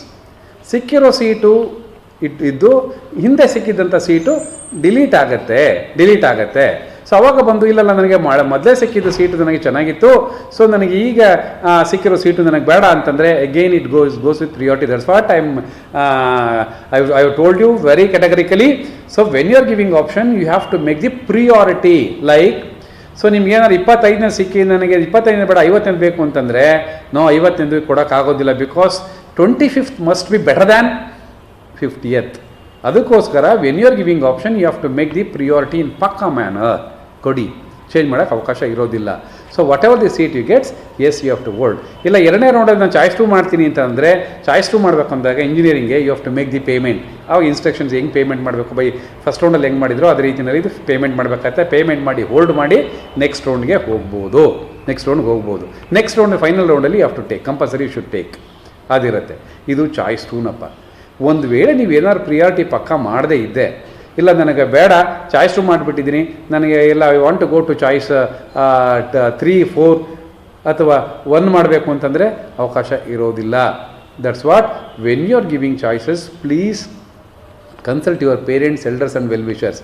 ನೀವು ಸೀಟ್ ಅಲಾಟ್ ಆದ ತಕ್ಷಣ ಯಾವುದೋ ಒಂದು ಖುಷಿಗೋ ದುಃಖಕ್ಕೋ ದುಮ್ಮಾನಕ್ಕೋ ಯಾವುದೋ ಒಂದು ಚಾಯ್ಸ್ನ ಕೊಡಬೇಡಿ. ಸಾಕಷ್ಟು ಸಮಯ ಇರುತ್ತೆ. ನಿಮ್ಮ ತಂದೆ ತಾಯಿ ಅಥವಾ ವೆಲ್ವಿಷರ್ನ ಕನ್ಸಲ್ಟ್ ಮಾಡಿಕೊಂಡು ಸೊ ಯಾವ ಚಾಯ್ಸ್ ಕೊಡ್ಬೋದು, ನನಗೆ ಇಂಥ ಕಾಲೇಜ್ ಸಿಕ್ಕಿದೆ, ಇಂಥ ಸೀಟ್ ಸಿಕ್ಕಿದೆ, ಇಂಥ ಕೋರ್ಸ್ ಸಿಕ್ಕಿದೆ, ಸೊ ನಾನು ಈ ಕಾಲೇಜ್ ಹತ್ರ ಇದೆಯಾ ದೂರ ಇದೆಯಾ, ಸೊ ಅಥವಾ ನನಗೆಲ್ಲ ಫೆಸಿಲಿಟೀಸ್ ಇದೆಯಾ ಅಂತ ಇನ್ನೊಮ್ಮೆ ಪರಿಶೀಲನೆ ಮಾಡಿಕೊಂಡು ಚಾಯ್ಸನ್ನು ಎಕ್ಸಸೈಸ್ ಮಾಡಿ. ಸೊ ನೀವು ಗೊತ್ತಿಲ್ಲದೇ ಏನೋ ಬೇಜಾರಿಗೋ ಏನೋ ದುಃಖಕ್ಕೋ ದುಮ್ಮಾನಕ್ಕೋ ಯಾವ್ದಾರ ಒಂದು ಚಾಯ್ಸ್ ಕೊಟ್ಟರೆ choices cannot be changed. That's what before giving choices please think twice, thrice. Please consult your parents, elders and well wishers. ಇದು ಚಾಯ್ಸ್ 2 ಆಯ್ತಪ್ಪ. ಚಾಯ್ಸ್ 3 ಒಂದಿದೆ. ಚಾಯ್ಸ್ 3 ಹೇಳುತ್ತೆ ದಿ ಸಿಕ್ಕಿರೋ ಸೀಟು ನನಗೆ ಬೇಡ, ನಾನು ಮುಂದಿನ ಸುತ್ತಿನಲ್ಲಿ ಭಾಗವಹಿಸಬೇಕು ಅನ್ನೋದಾದರೆ ಚಾಯ್ಸ್ 3 ಕೊಡಿ. ಚಾಯ್ಸ್ 3 ಕೊಟ್ಟ ತಕ್ಷಣ ಏನಾಗುತ್ತೆ, ಸಿಕ್ಕಿರೋ ಸೀಟು ಕ್ಯಾನ್ಸಲ್ ಆಗುತ್ತೆ. All the options will carry forward to the next round. I can give one more example for that. For example ಮೊದಲೇ ಹೇಳಿದಾಗೆ ನೀವು ಒಂದು 100 ಆಪ್ಷನ್ ಕೊಟ್ಟಿದ್ದೀರಾ. ಸೊ 75ನೇ ಆಪ್ಷನ್ ಸಿಕ್ಕಿದೆ, ನನಗೆ 75 ಆಪ್ಷನ್ ಬೇಡ, ನಾನು ಚಾಯ್ಸ್ 3ಗೆ ಹೋಗ್ತೀನಿ ಅನ್ನೋದಾದರೆ ಚಾಯ್ಸ್ 3 ಕೊಟ್ಟರೆ 75ನೇ ಆಪ್ಷನ್ನು ಡಿಲೀಟ್ ಆಗುತ್ತೆ. ಇನ್ನು ಉಳಿದ 99 ಆಪ್ಷನ್ ಕೂಡ ನೆಕ್ಸ್ಟ್ ರೌಂಡ್ಗೆ ಆಗುತ್ತೆ. ಈ 99ರಲ್ಲಿ ನೆಕ್ಸ್ಟ್ ರೌಂಡ್ರಲ್ಲಿ ಒಳಗಡೆ you can change the time ಕೊಟ್ಟಾಗ you can change your priority or you can delete or you can rearrange the priority. You cannot add, ಅಲ್ಲೂ ಆ್ಯಡ್ ಮಾಡೋಕ್ಕಾಗೋದಿಲ್ಲ. ಬಟ್ ಒಂದು ವೇಳೆ ಆ ಥರ ಇದ್ದರೆ ಇನ್ಸ್ಟ್ರಕ್ಷನ್ಸ್ ವಿಲ್ ಫಾಲೋ. 99% ಆ್ಯಡ್ ಮಾಡೋಕ್ಕೆ ಅವಕಾಶ ಇರೋದಿಲ್ಲ. ಆ ಟೈಮಲ್ಲಿ ಏನೋ ಚೇಂಜ್ ಮಾಡಿಕೊಂಡು you can go for the next round. Next ರೌಂಡಲ್ಲಿ ನಿಮಗೆ ಯಾವ್ದಾರ 1 to 99 ಸೀಟ್ ಸಿಕ್ಕಿದ್ದರೆ you can go and report to the college by making payment with a same manner. ಸಿಕ್ಕಿದ್ರೆ ಅಂತ ಯಾಕೆ ಹೇಳ್ತಿದ್ದೀನಿ ಅಂತಂದರೆ, ಸಿಕ್ಕಿರೋ ಸೀಟ್ ನಿಮಗಿಂತ ಮೇಲ್ಭಾಗದವರು ಯಾವುದು ಸೀಟ್ ಬಿಡದೇ ಇದ್ದರೆ ಸೀಟ್ ಸಿಗೋ ಚಾನ್ಸಸ್ಸು ಕಡಿಮೆ ಇರುತ್ತೆ. ಯಾರಾದ್ರು ಬಿಟ್ಟರೆ, ಬೇರೆ ಕಡೆ ಹೋಗಿದ್ರೆ, ಅಥವಾ ಯಾರು ತಗೊಳ್ಳದೇ ಇದ್ದರೆ ನಿಂತರ, so there is a chance of getting. So sure ಇರೋದಿಲ್ಲ. Choice 2 is always better than choice 3 and choice 2 is always better than choice 1. That's what I told you before exercising choices. Please consult your parents. ಇಲ್ಲ ನಾನು choice 1 ಸಿಕ್ಕಿರೋ seat ಚೆನ್ನಾಗಿದೆ, ನಾನು ಬೇರೆ ಯಾವ seat ಬೇಡ ಅಂದರೆ ಚಾಯ್ಸ್ 1 ಕೊಟ್ಟು ನೀವು ಕಾಲೇಜ್ ಜಾಯ್ನ್ ಆಗಿಬಿಡಿ. ಇಲ್ಲ ನಾನು ಫೈನಲ್ ರೌಂಡ್ ತನಕ ನೋಡ್ತೀವಿ ಅಂತಂದರೆ you can wait always. So ಯೂಶ್ವಲಾಗಿ ಅಪ್ಗ್ರೇಡೇಷನ್ಸ್ ಇರುತ್ತೆ. That depends on the how many candidates are going to change their priority or change their course, ಅದರ ಮೇಲೆ ಡಿಪೆಂಡ್ ಆಗುತ್ತೆ. ಇದು ಚಾಯ್ಸ್ 3 ಅಪ್ಪ. ಇನ್ನೊಂದಿದೆ ಚಾಯ್ಸ್ 4 ಒಂದಿದೆ. ಈ choice 4 says the allotted college and seat is completely not satisfied by me. I don't want to take any seat from the KEA, any more seat from the KEA. I will go out of K A means you can exercise choice four. ಅಂದರೆ ನನಗೆ ಸಿಕ್ಕಿರೋ seat ಸಂಪೂರ್ಣ ಇಷ್ಟ ಇಲ್ಲ, ನಾನು K ಇಯಿಂದ ಮತ್ತೆ ಯಾವುದೂ ನಾನು ಭಾಗವಹಿಸೋದಿಲ್ಲ, ನಾನು ಔಟ್ ಆಫ್ ಕೆ ಎ ಹೊರಗಡೆ ಹೋಗ್ತೀನಿ, ನಾನು ಹೊರಗಡೆ ಹೋಗಿ ಎಲ್ಲರೂ ಸೀಟ್ ತೊಗೊಳ್ತೀನಿ ಅನ್ನೋದಿದ್ದರೆ, because K A will allot a seat in a subsidise rate. ನೀವು ಹೊರಗಡೆ ಅಂತಂದರೆ ಫೀಸ್ ಜಾಸ್ತಿ ಇರ್ತದೆ. ಸೊ ನೀವು ಆ ಥರ ನಿರ್ಧಾರ ಮಾಡಿದ್ದೇ ಆದಲ್ಲಿ you can exercise choice 4 and you can quit and you can go out. Choice 4 ಕೊಟ್ಟು ಹೋಗ್ಬೋದು ನೀವು. ಹೀಗೆ ಚಾಯ್ಸ್ 4 ಕೊಟ್ಟರೆ will not be eligible to participate further. So ಒಂದು ವೇಳೆ ಬೇರೆ ಕೋರ್ಸ್ಗಳಿಗೆ ಏನಾದ್ರು ಸೀಟ್ ಮ್ಯಾಟ್ರಿಕ್ಸ್ ಬಂದರೆ ಆವಾಗ ಏನು ಮಾಡಬೇಕು ಅಂತ ಇನ್ಸ್ಟ್ರಕ್ಷನ್ಸ್ನ ಕೊಡ್ತೀವಿ. ಆಲ್ವೇಸ್ ನಾನು ಹೇಳಿದ choice 4 is always danger. That's what don't give choice 4.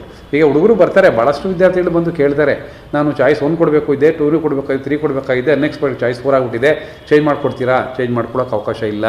ನಮ್ಮ ಅಪ್ಪ ಕೊಟ್ಟರು, ಅಮ್ಮ ಕೊಟ್ಟರು, ಅಕ್ಕ ಕೊಟ್ಟರು, ಅಣ್ಣ ಕೊಟ್ಟರು, ತಂಗಿ ಕೊಟ್ಟರು ಅನ್ನೋದು ಕೇಳ್ಕೊಂಡು ಎಲ್ಲ ಬರ್ತಾರೆ, ಮಾಡೋಕ್ಕೆ ಅವಕಾಶ ಇಲ್ಲ.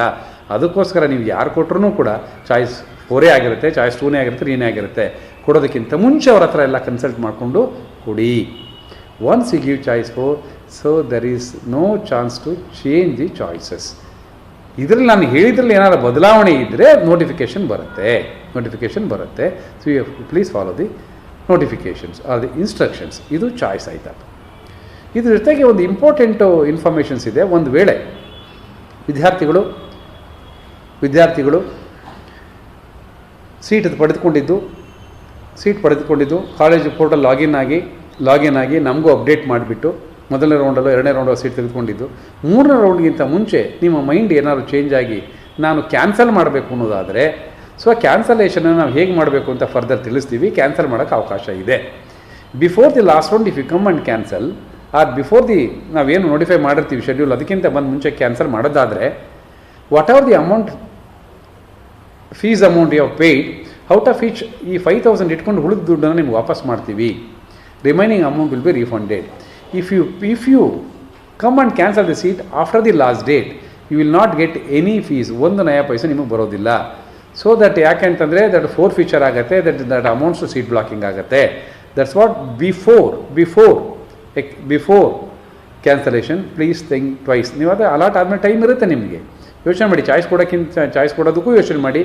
ಕೊಟ್ಟ ಮೇಲೆ ಪಕ್ಕಾ ಇದೆ ಅಂತಂದ್ರೆ ಮಾತ್ರ ಕೊಡಿ, ಇಲ್ಲ ಅಂತಂದರೆ you can go till next round, final round ತನಕ ಹೋಗ್ಬೋದು. ಅದಕ್ಕೆ ಚಾಯ್ಸಸ್ನ ಎನೇಬಲ್ ಮಾಡಿರ್ತೀವಿ. ಸೊ ಇದನ್ನು ನೋಡ್ಕೊಂಡು ಮಾಡಿ. ಒಂದು ವೇಳೆ if you come and cancel the seat after the last round ಅಂತಂದರೆ, so will not be able to will not be able to get the money. So fees ಎಲ್ಲಿ ಕಟ್ಬೋದು ಅನ್ನೋದನ್ನು ನೋಟಿಫೈ ಮಾಡ್ತೀವಿ, ವೆಬ್ಸೈಟಲ್ಲಿ ನೋಟಿಫೈ ಮಾಡ್ತೀವಿ. ಯಾವ ಮುಖಾಂತರ ಕಟ್ಬೋದು, ಆನ್ಲೈನ್ ಕಟ್ಬೋದಾ, ಆಫ್ಲೈನ್ ಕಟ್ಟಿದ್ರೆ ಯಾವ ಬ್ಯಾಂಕಲ್ಲಿ ಹೋಗಿ ಕಟ್ಬೋದು, ಯಾವ ಚಲನ್ ಡೌನ್ಲೋಡ್ ಮಾಡ್ಕೋಬೇಕು, ಸೊ ಅದೆಲ್ಲ ನೋಟಿಫಿಕೇಷನನ್ನು ಕೊಡ್ತೀವಿ. So this is the general informations. So ಇದನ್ನು ನಾವು ಗಮನವಿಟ್ಟು ಕೇಳ್ಕೊಳ್ಳಿ. ಸೊ ನಮ್ಮ ಇದನ್ನು ನೀವು ನಮ್ಮ ಇದರಲ್ಲೂ ಹಾಕ್ತೀವಿ, ನಮ್ಮ ಕೆ ಎ ವೆಬ್ಸೈಟಲ್ಲಿ ಹಾಕ್ತೀವಿ. ಮತ್ತು ಏನಾದರೂ ಕಾಲಕ್ಕೆ ಬದಲಾವಣೆ ಆದರೆ, ಚೇಂಜಸ್ ಏನಾದರೂ ನೋಟಿಫಿಕೇಷನ್ ಇದ್ದರೆ, that will be updated in the website. You should note it. ಯಾವುದೇ ವಿದ್ಯಾರ್ಥಿ ಇಂಡಿವಿಜುವಲ್ ಇನ್ಫಾರ್ಮೇಷನ್ ಸಿಗೋದಿಲ್ಲ, ಇಂಡಿವಿಜುವಲ್ ಇನ್ಫಾರ್ಮೇಷನ್ ಕೊಡೋದಿಲ್ಲ. We cannot intimate individually. Please follow the instructions.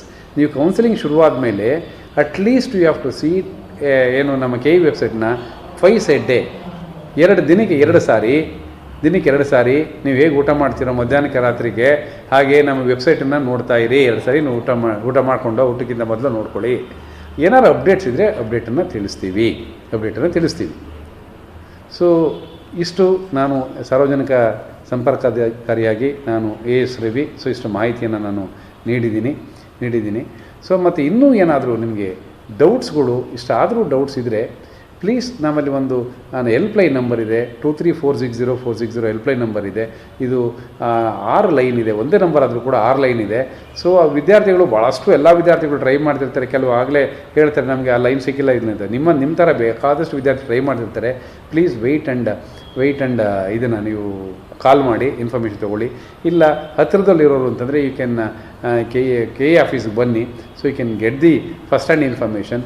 So don't ಎಲ್ಲೂ ಮಿಸ್ಲೀಡ್ ಆಗಬೇಡಿ. Don't mislead yourself. ಮತ್ತು ಇನ್ನೊಂದು request ಏನಪ್ಪ ಅಂತಂದರೆ, ಕರ್ನಾಟಕ ಪರೀಕ್ಷಾ ಪ್ರಾಧಿಕಾರ ಸೀಟ್ಗಳನ್ನು ಅತ್ಯಂತ ಪಾರದರ್ಶಕವಾಗಿ ಸೀಟನ್ನು ಹಂಚಿಕೆ ಮಾಡುತ್ತೆ. ಕರ್ನಾಟಕ ಪರೀಕ್ಷಾ ಪ್ರಾಧಿಕಾರ ತನ್ನ ವ್ಯಾಪ್ತಿಯಲ್ಲಿ ಇರುವಂಥ ಎಲ್ಲ ಸೀಟ್ಗಳನ್ನು ಅತ್ಯಂತ ಪಾರದರ್ಶಕವಾಗಿ ಸೀಟನ್ನ ಅಲಾಟ್ ಮಾಡುತ್ತೆ. ಯಾವುದೇ ಮಿಡ್ಲ್ಮನ್ ಅಥವಾ ಯಾವುದೇ ಏಜೆಂಟನ್ನು ಮೊರೆ ಹೋಗಬೇಡಿ. ನಿಮಗೆ ರ್ಯಾಂಕು ಸರಿಯಾಗಿದ್ದರೆ, ನೀವು ಆಪ್ಷನನ್ನು ಕೊಟ್ಟಿದ್ದರೆ, ನೀವು ಮನೆಯಲ್ಲೇ ಕುಳಿತುಕೊಂಡು ಸೀಟನ್ನ ಪಡೆದುಕೊಡ್ಬೋದು. ನೀವು ಕಾಲೇಜಿಗೆ ಮಾತ್ರ ಕಾಲೇಜಿಗೆ ನೀವು ಹೋಗಿ ಸೇರ್ಕೊಳ್ಳೋಕ್ಕೆ ಹೋಗಬೇಕೆ ಹೊರತು ಅಲ್ಲಿ ತನಕ by sitting at home you can select your seat as per your choice if you have a rank. So ಅಂದರೆ ಗುಡ್ ರ್ಯಾಂಕ್ ಇದ್ದರೆ ಸೊ ನೀವು ಹಾಗೆ ತೊಗೊಳ್ಕೋಬೋದು. ಸೊ ಅವ್ರು ಸೀಟ್ ಕೊಡಿಸ್ತೀವಿ ಅಂತ ಹೇಳಿದರೆ, ಇವ್ರು ಸೀಟ್ ಕೊಡಿಸ್ತೀವಿ ಅಂತ ಹೇಳಿದರೆ, ಸೊ ನಮ್ಮ ಸೀಟಿನಲ್ಲಿ ಅವ್ರಿಗೆ ಗೊತ್ತು ಅಂತ ಹೇಳಿದರೆ, ಇವ್ರಿಗೆ ಗೊತ್ತು ಅಂತ ಹೇಳಿದರೆ, no one can get you a seat. If you have a merit you will get it, if you don't have merit you will not get it. Merit ಇದ್ರೂ ಸಾಲದು, ನೀವು ಕಾಮನ್ ಸೆನ್ಸ್ ಯೂಸ್ ಮಾಡ್ಕೋಬೇಕು. ಯಾವ ಟೈಮಲ್ಲಿ ಏನೇನು ಮಾಡಬೇಕು ಅನ್ನೋದನ್ನು ನೀವು ಫಾಲೋ ಮಾಡಬೇಕು. Yes, this is the informations. Yes, ಅದರಲ್ಲಿ ಏನಾರು ಮತ್ತೆ ಜೊತೆಗೆ ಏನಾರು ಇದ್ದರೆ ಸೊ ನಾವು FAQs ಹಾಕಿದ್ದೀವಿ, ಫ್ರೀಕ್ವೆಂಟ್ಲಿ ಆಸ್ಕ್ಡ್ ಕ್ವಶನ್ಸೂ ಹಾಕಿದ್ದೀವಿ. So you can check that. ಏನು ಯೂಶ್ವಲಾಗಿ ಏನು ಕೆಲವು ಕೇಳ್ತಾರೆ, ನಾನು ಅವಾಗ ಕ್ಯಾಟಗರಿ ಕ್ಲೈಮ್ ಮಾಡಿರಲ್ಲ, ನೀವು ಕ್ಲೈಮ್ ಮಾಡ್ಬೋದಾ? ನೋ, ಮಾಡೋಕ್ಕೆ ಬರೋದಿಲ್ಲ. ಆಗ ನಾನು ರಿಸರ್ವೇಷನ್ ಬಿಟ್ಟೋಗಿತ್ತು, ಇವಾಗ ಹಾಕ್ಬೋದಾ? ಇಲ್ಲ. ಹೈದರಾಬಾದ್ ಕರ್ನಾಟಕ ನಾನು ಕ್ಲೈಮ್ ಮಾಡೋಕ್ಕಾಗಲಿಲ್ಲ, ಇವಾಗ ಮಾಡ್ಬೋದಾ? ಇಲ್ಲ. 7 years ಸ್ಟಡಿ ಸರ್ಟಿಫಿಕೇಟ್ ಮಾತ್ರ ಇದೆ, ನಾನು ರೂರಲ್ ಓದಿದ್ದೀನಿ, ಇನ್ನು 3 ವರ್ಷ ಅರ್ಬನಲ್ಲಿ ಓದಿದ್ದೀನಿ, ಆಗತ್ತಾ? ಇಲ್ಲ. 10 ಕಂಪ್ಲೀಟ್ ವರ್ಷ ಕನ್ನಡ ಮೀಡಿಯಮು ರೂರಲ್ ಓದಿದ್ರೆ ಮಾತ್ರ ಇವೆರಡು ರಿಸರ್ವೇಷನ್ ಓದು. ಅರ್ಧ ವರ್ಷವೂ ನೀವೇನಾದ್ರು ವ್ಯತ್ಯಾಸ ಇದ್ದರೆ ಅದನ್ನು ಇವೆರಡೂ ಕೋಟನ್ನು ಪಡೆಯೋದಕ್ಕಾಗೋದಿಲ್ಲ. ಬಟ್ ರೂರಲ್ ಕೋಟಾ ಪಡ್ಕೊಳ್ಳುವಾಗ ಅವರ ಇನ್ಕಮು ಕೂಡ ಕ್ರೈಟೀರಿಯಾ ಆಗುತ್ತೆ. Father are the family income exceeds 8 lakhs ಅಂತಂದರೆ ನೀವು ಹಳ್ಳಿನಲ್ಲಿ ಅಥವಾ ಗ್ರಾಮೀಣ ಭಾಗದಲ್ಲಿ ಓದಿದರೂ ಕೂಡ ಸೊ ರಿಸರ್ವೇಷನ್ ಬರೋದಿಲ್ಲ. Because so the income is also tag to that reservation. So ಅದನ್ನು ನೋಡ್ಕೊಳ್ಳಿ. ಸೊ ಹೀಗೆಲ್ಲ ಕ್ವೈರೀಸ್ ಬರ್ತವೆ. ಸೊ ಅದನ್ನು ಕ್ವೈರೀಸನ್ನು ನೀವು ಆವಾಗಲೇ ಅಡ್ರೆಸ್ ಮಾಡಿದ್ದೀವಿ. ಸೊ ನಮ್ಮ FAQs ಇದೆ, ನೋಡ್ಕೊಳ್ಳಿ, ಹಳೆಯ FAQsಗಳೇ. ಸೊ ಮತ್ತು ಇನ್ನೂ ಇದಲ್ಲದೇ ಏನಾದ್ರು ನಿಮಗೆ ಡೌಟ್ ಬಂದರೆ ಕೇಳಿ. ಮತ್ತು ಕೆಲವು ವಿದ್ಯಾರ್ಥಿಗಳು ನಂದು ಈ CET ನಂಬರೇ ಮರ್ತೋಗ್ಬಿಟ್ಟಿದೆ, ಹಾಲ್ ಟಿಕೆಟೇ ಕಳೆದೋಗ್ಬಿಟ್ಟಿದೆ, ಅಡ್ಮಿಟ್ ಕಾರ್ಡ್ ಕಳೆದೋಗ್ಬಿಟ್ಟಿದೆ, ಒಂದು ವೇಳೆ ನಾನು ಅಪ್ಲೋಡ್ ಮಾಡೋಕ್ಕಲ್ಲ ಅಂದರೆ, ಒಂದು ವೇಳೆ ಅಡ್ಮಿಟ್ ಕಾರ್ಡ್ ಕಳೆದೋಗಿದ್ರು ಕೂಡ ನಾವು KNL ಅಪ್ಲೋಡ್ ಮಾಡದಿದ್ರೆ ಕನ್ಸಿಡರ್ ಮಾಡ್ತೀವಿ. ಹಂಗಂತಂದ್ಬಿಟ್ಟು ಹೇಳಿದ್ದಾರೆ ಅಂತೇಳಿ ಯಾರೂ ಅಡ್ಮಿಟ್ ಕಾರ್ಡ್ ಆಗ್ತಾಯಿದ್ರೆ ಆಗಲ್ಲ. ಸೊ ಅದಕ್ಕೆ ಒಂದು ಪ್ರಾಪರ್ ಇದು ಕೊಟ್ಟರೆ, ಜಸ್ಟಿಫಿಕೇಷನ್ ಕೊಟ್ಟರೆ ನಿಮ್ದು, ಯಾಕೆಂದರೆ ಅಡ್ಮಿಟ್ ಕಾರ್ಡ್ದು ಡೀಟೇಲ್ಸ್ ನಮ್ಮ ಹತ್ರ ಇರುತ್ತೆ, ಅಪ್ಲಿಕೇಶನ್ ಡೀಟೇಲ್ಸ್ ನಮ್ಮ ಹತ್ರ ಇರುತ್ತೆ, CET ನಂಬರ್ ಮಾತ್ರ ಗೊತ್ತಿರಬೇಕು. ಒಂದು ವೇಳೆ ನಂದು ಅಪ್ಲಿಕೇಶನನ್ನು ನಾನು ಹಾಕೋಕ್ಕಾಗಿಲ್ಲ ಅಂತಂದರೆ ನಂದು ರಿಜೆಕ್ಟ್ ಆಗುತ್ತಾ ಅಂತಂದರೆ ರಿಜೆಕ್ಟ್ ಆಗೋದಿಲ್ಲ. ಸೊ ಅಪ್ಲಿಕೇಶನ್ ಡೌನ್ಲೋಡ್ ಮಾಡೋದಕ್ಕೂ ಅವಕಾಶ ಕೊಡ್ತೀವಿ ಕೊನೆ ತನಕ. You can download your application and you can upload. ನೀವೇ ಡೌನ್ಲೋಡ್ ಮಾಡ್ಕೊಂಡು ಅಪ್ಲೋಡ್ ಮಾಡ್ಕೊಳ್ಳಿ. ಅಪ್ಲೋಡ್ ಮಾಡುವಾಗ ನಾವು ಒಂದು ಸೈಜ್ ಕೊಟ್ಟಿದ್ದೀವಿ, ನಿಗದಿತ ಸೈಜಲ್ಲಿ PDF ಫಾರ್ಮೆಟ್ ಮಾಡಿಕೊಂಡು ಮತ್ತು ಯಾವುದರಲ್ಲಿ ಮಾಡ್ಕೋಬೇಕು, ಯಾವುದರಲ್ಲಿ ಅಪ್ಲೋಡ್ ಮಾಡಬೇಕು ಅನ್ನೋದನ್ನು ಇನ್ಸ್ಟ್ರಕ್ಷನ್ಸ್ ಕೊಡ್ತೀವಿ. ಅದನ್ನು ಕರೆಕ್ಟಾಗಿ ನೋಡ್ಕೊಂಡು ಮಾಡ್ಕೊಳ್ಳಿ. Okay, this all the informations. And once again ತಮ್ಮೆಲ್ರಿಗೂ ಒಳ್ಳೆಯದಾಗಲಿ. 2020ನೇ ಸಾಲಿನ CET ನಿಮಗೆ ಇದು ಸೀಟು ಸಿಕ್ಕಿ ಸೊ ಒಳ್ಳೆ ಪ್ರಜೆಗಳಾಗಿ, ಒಳ್ಳೆಯ ವಿದ್ಯಾರ್ಥಿಗಳಾಗಿ ಮತ್ತು ನಿಮ್ಮ ಭವಿಷ್ಯ ಉಜ್ವಲ ಆಗಲಿ ಅಂತ ಹೇಳ್ತಾ ನನ್ನ ಮಾತು ಮುಗಿಸ್ತೀನಿ. ನಮಸ್ಕಾರ.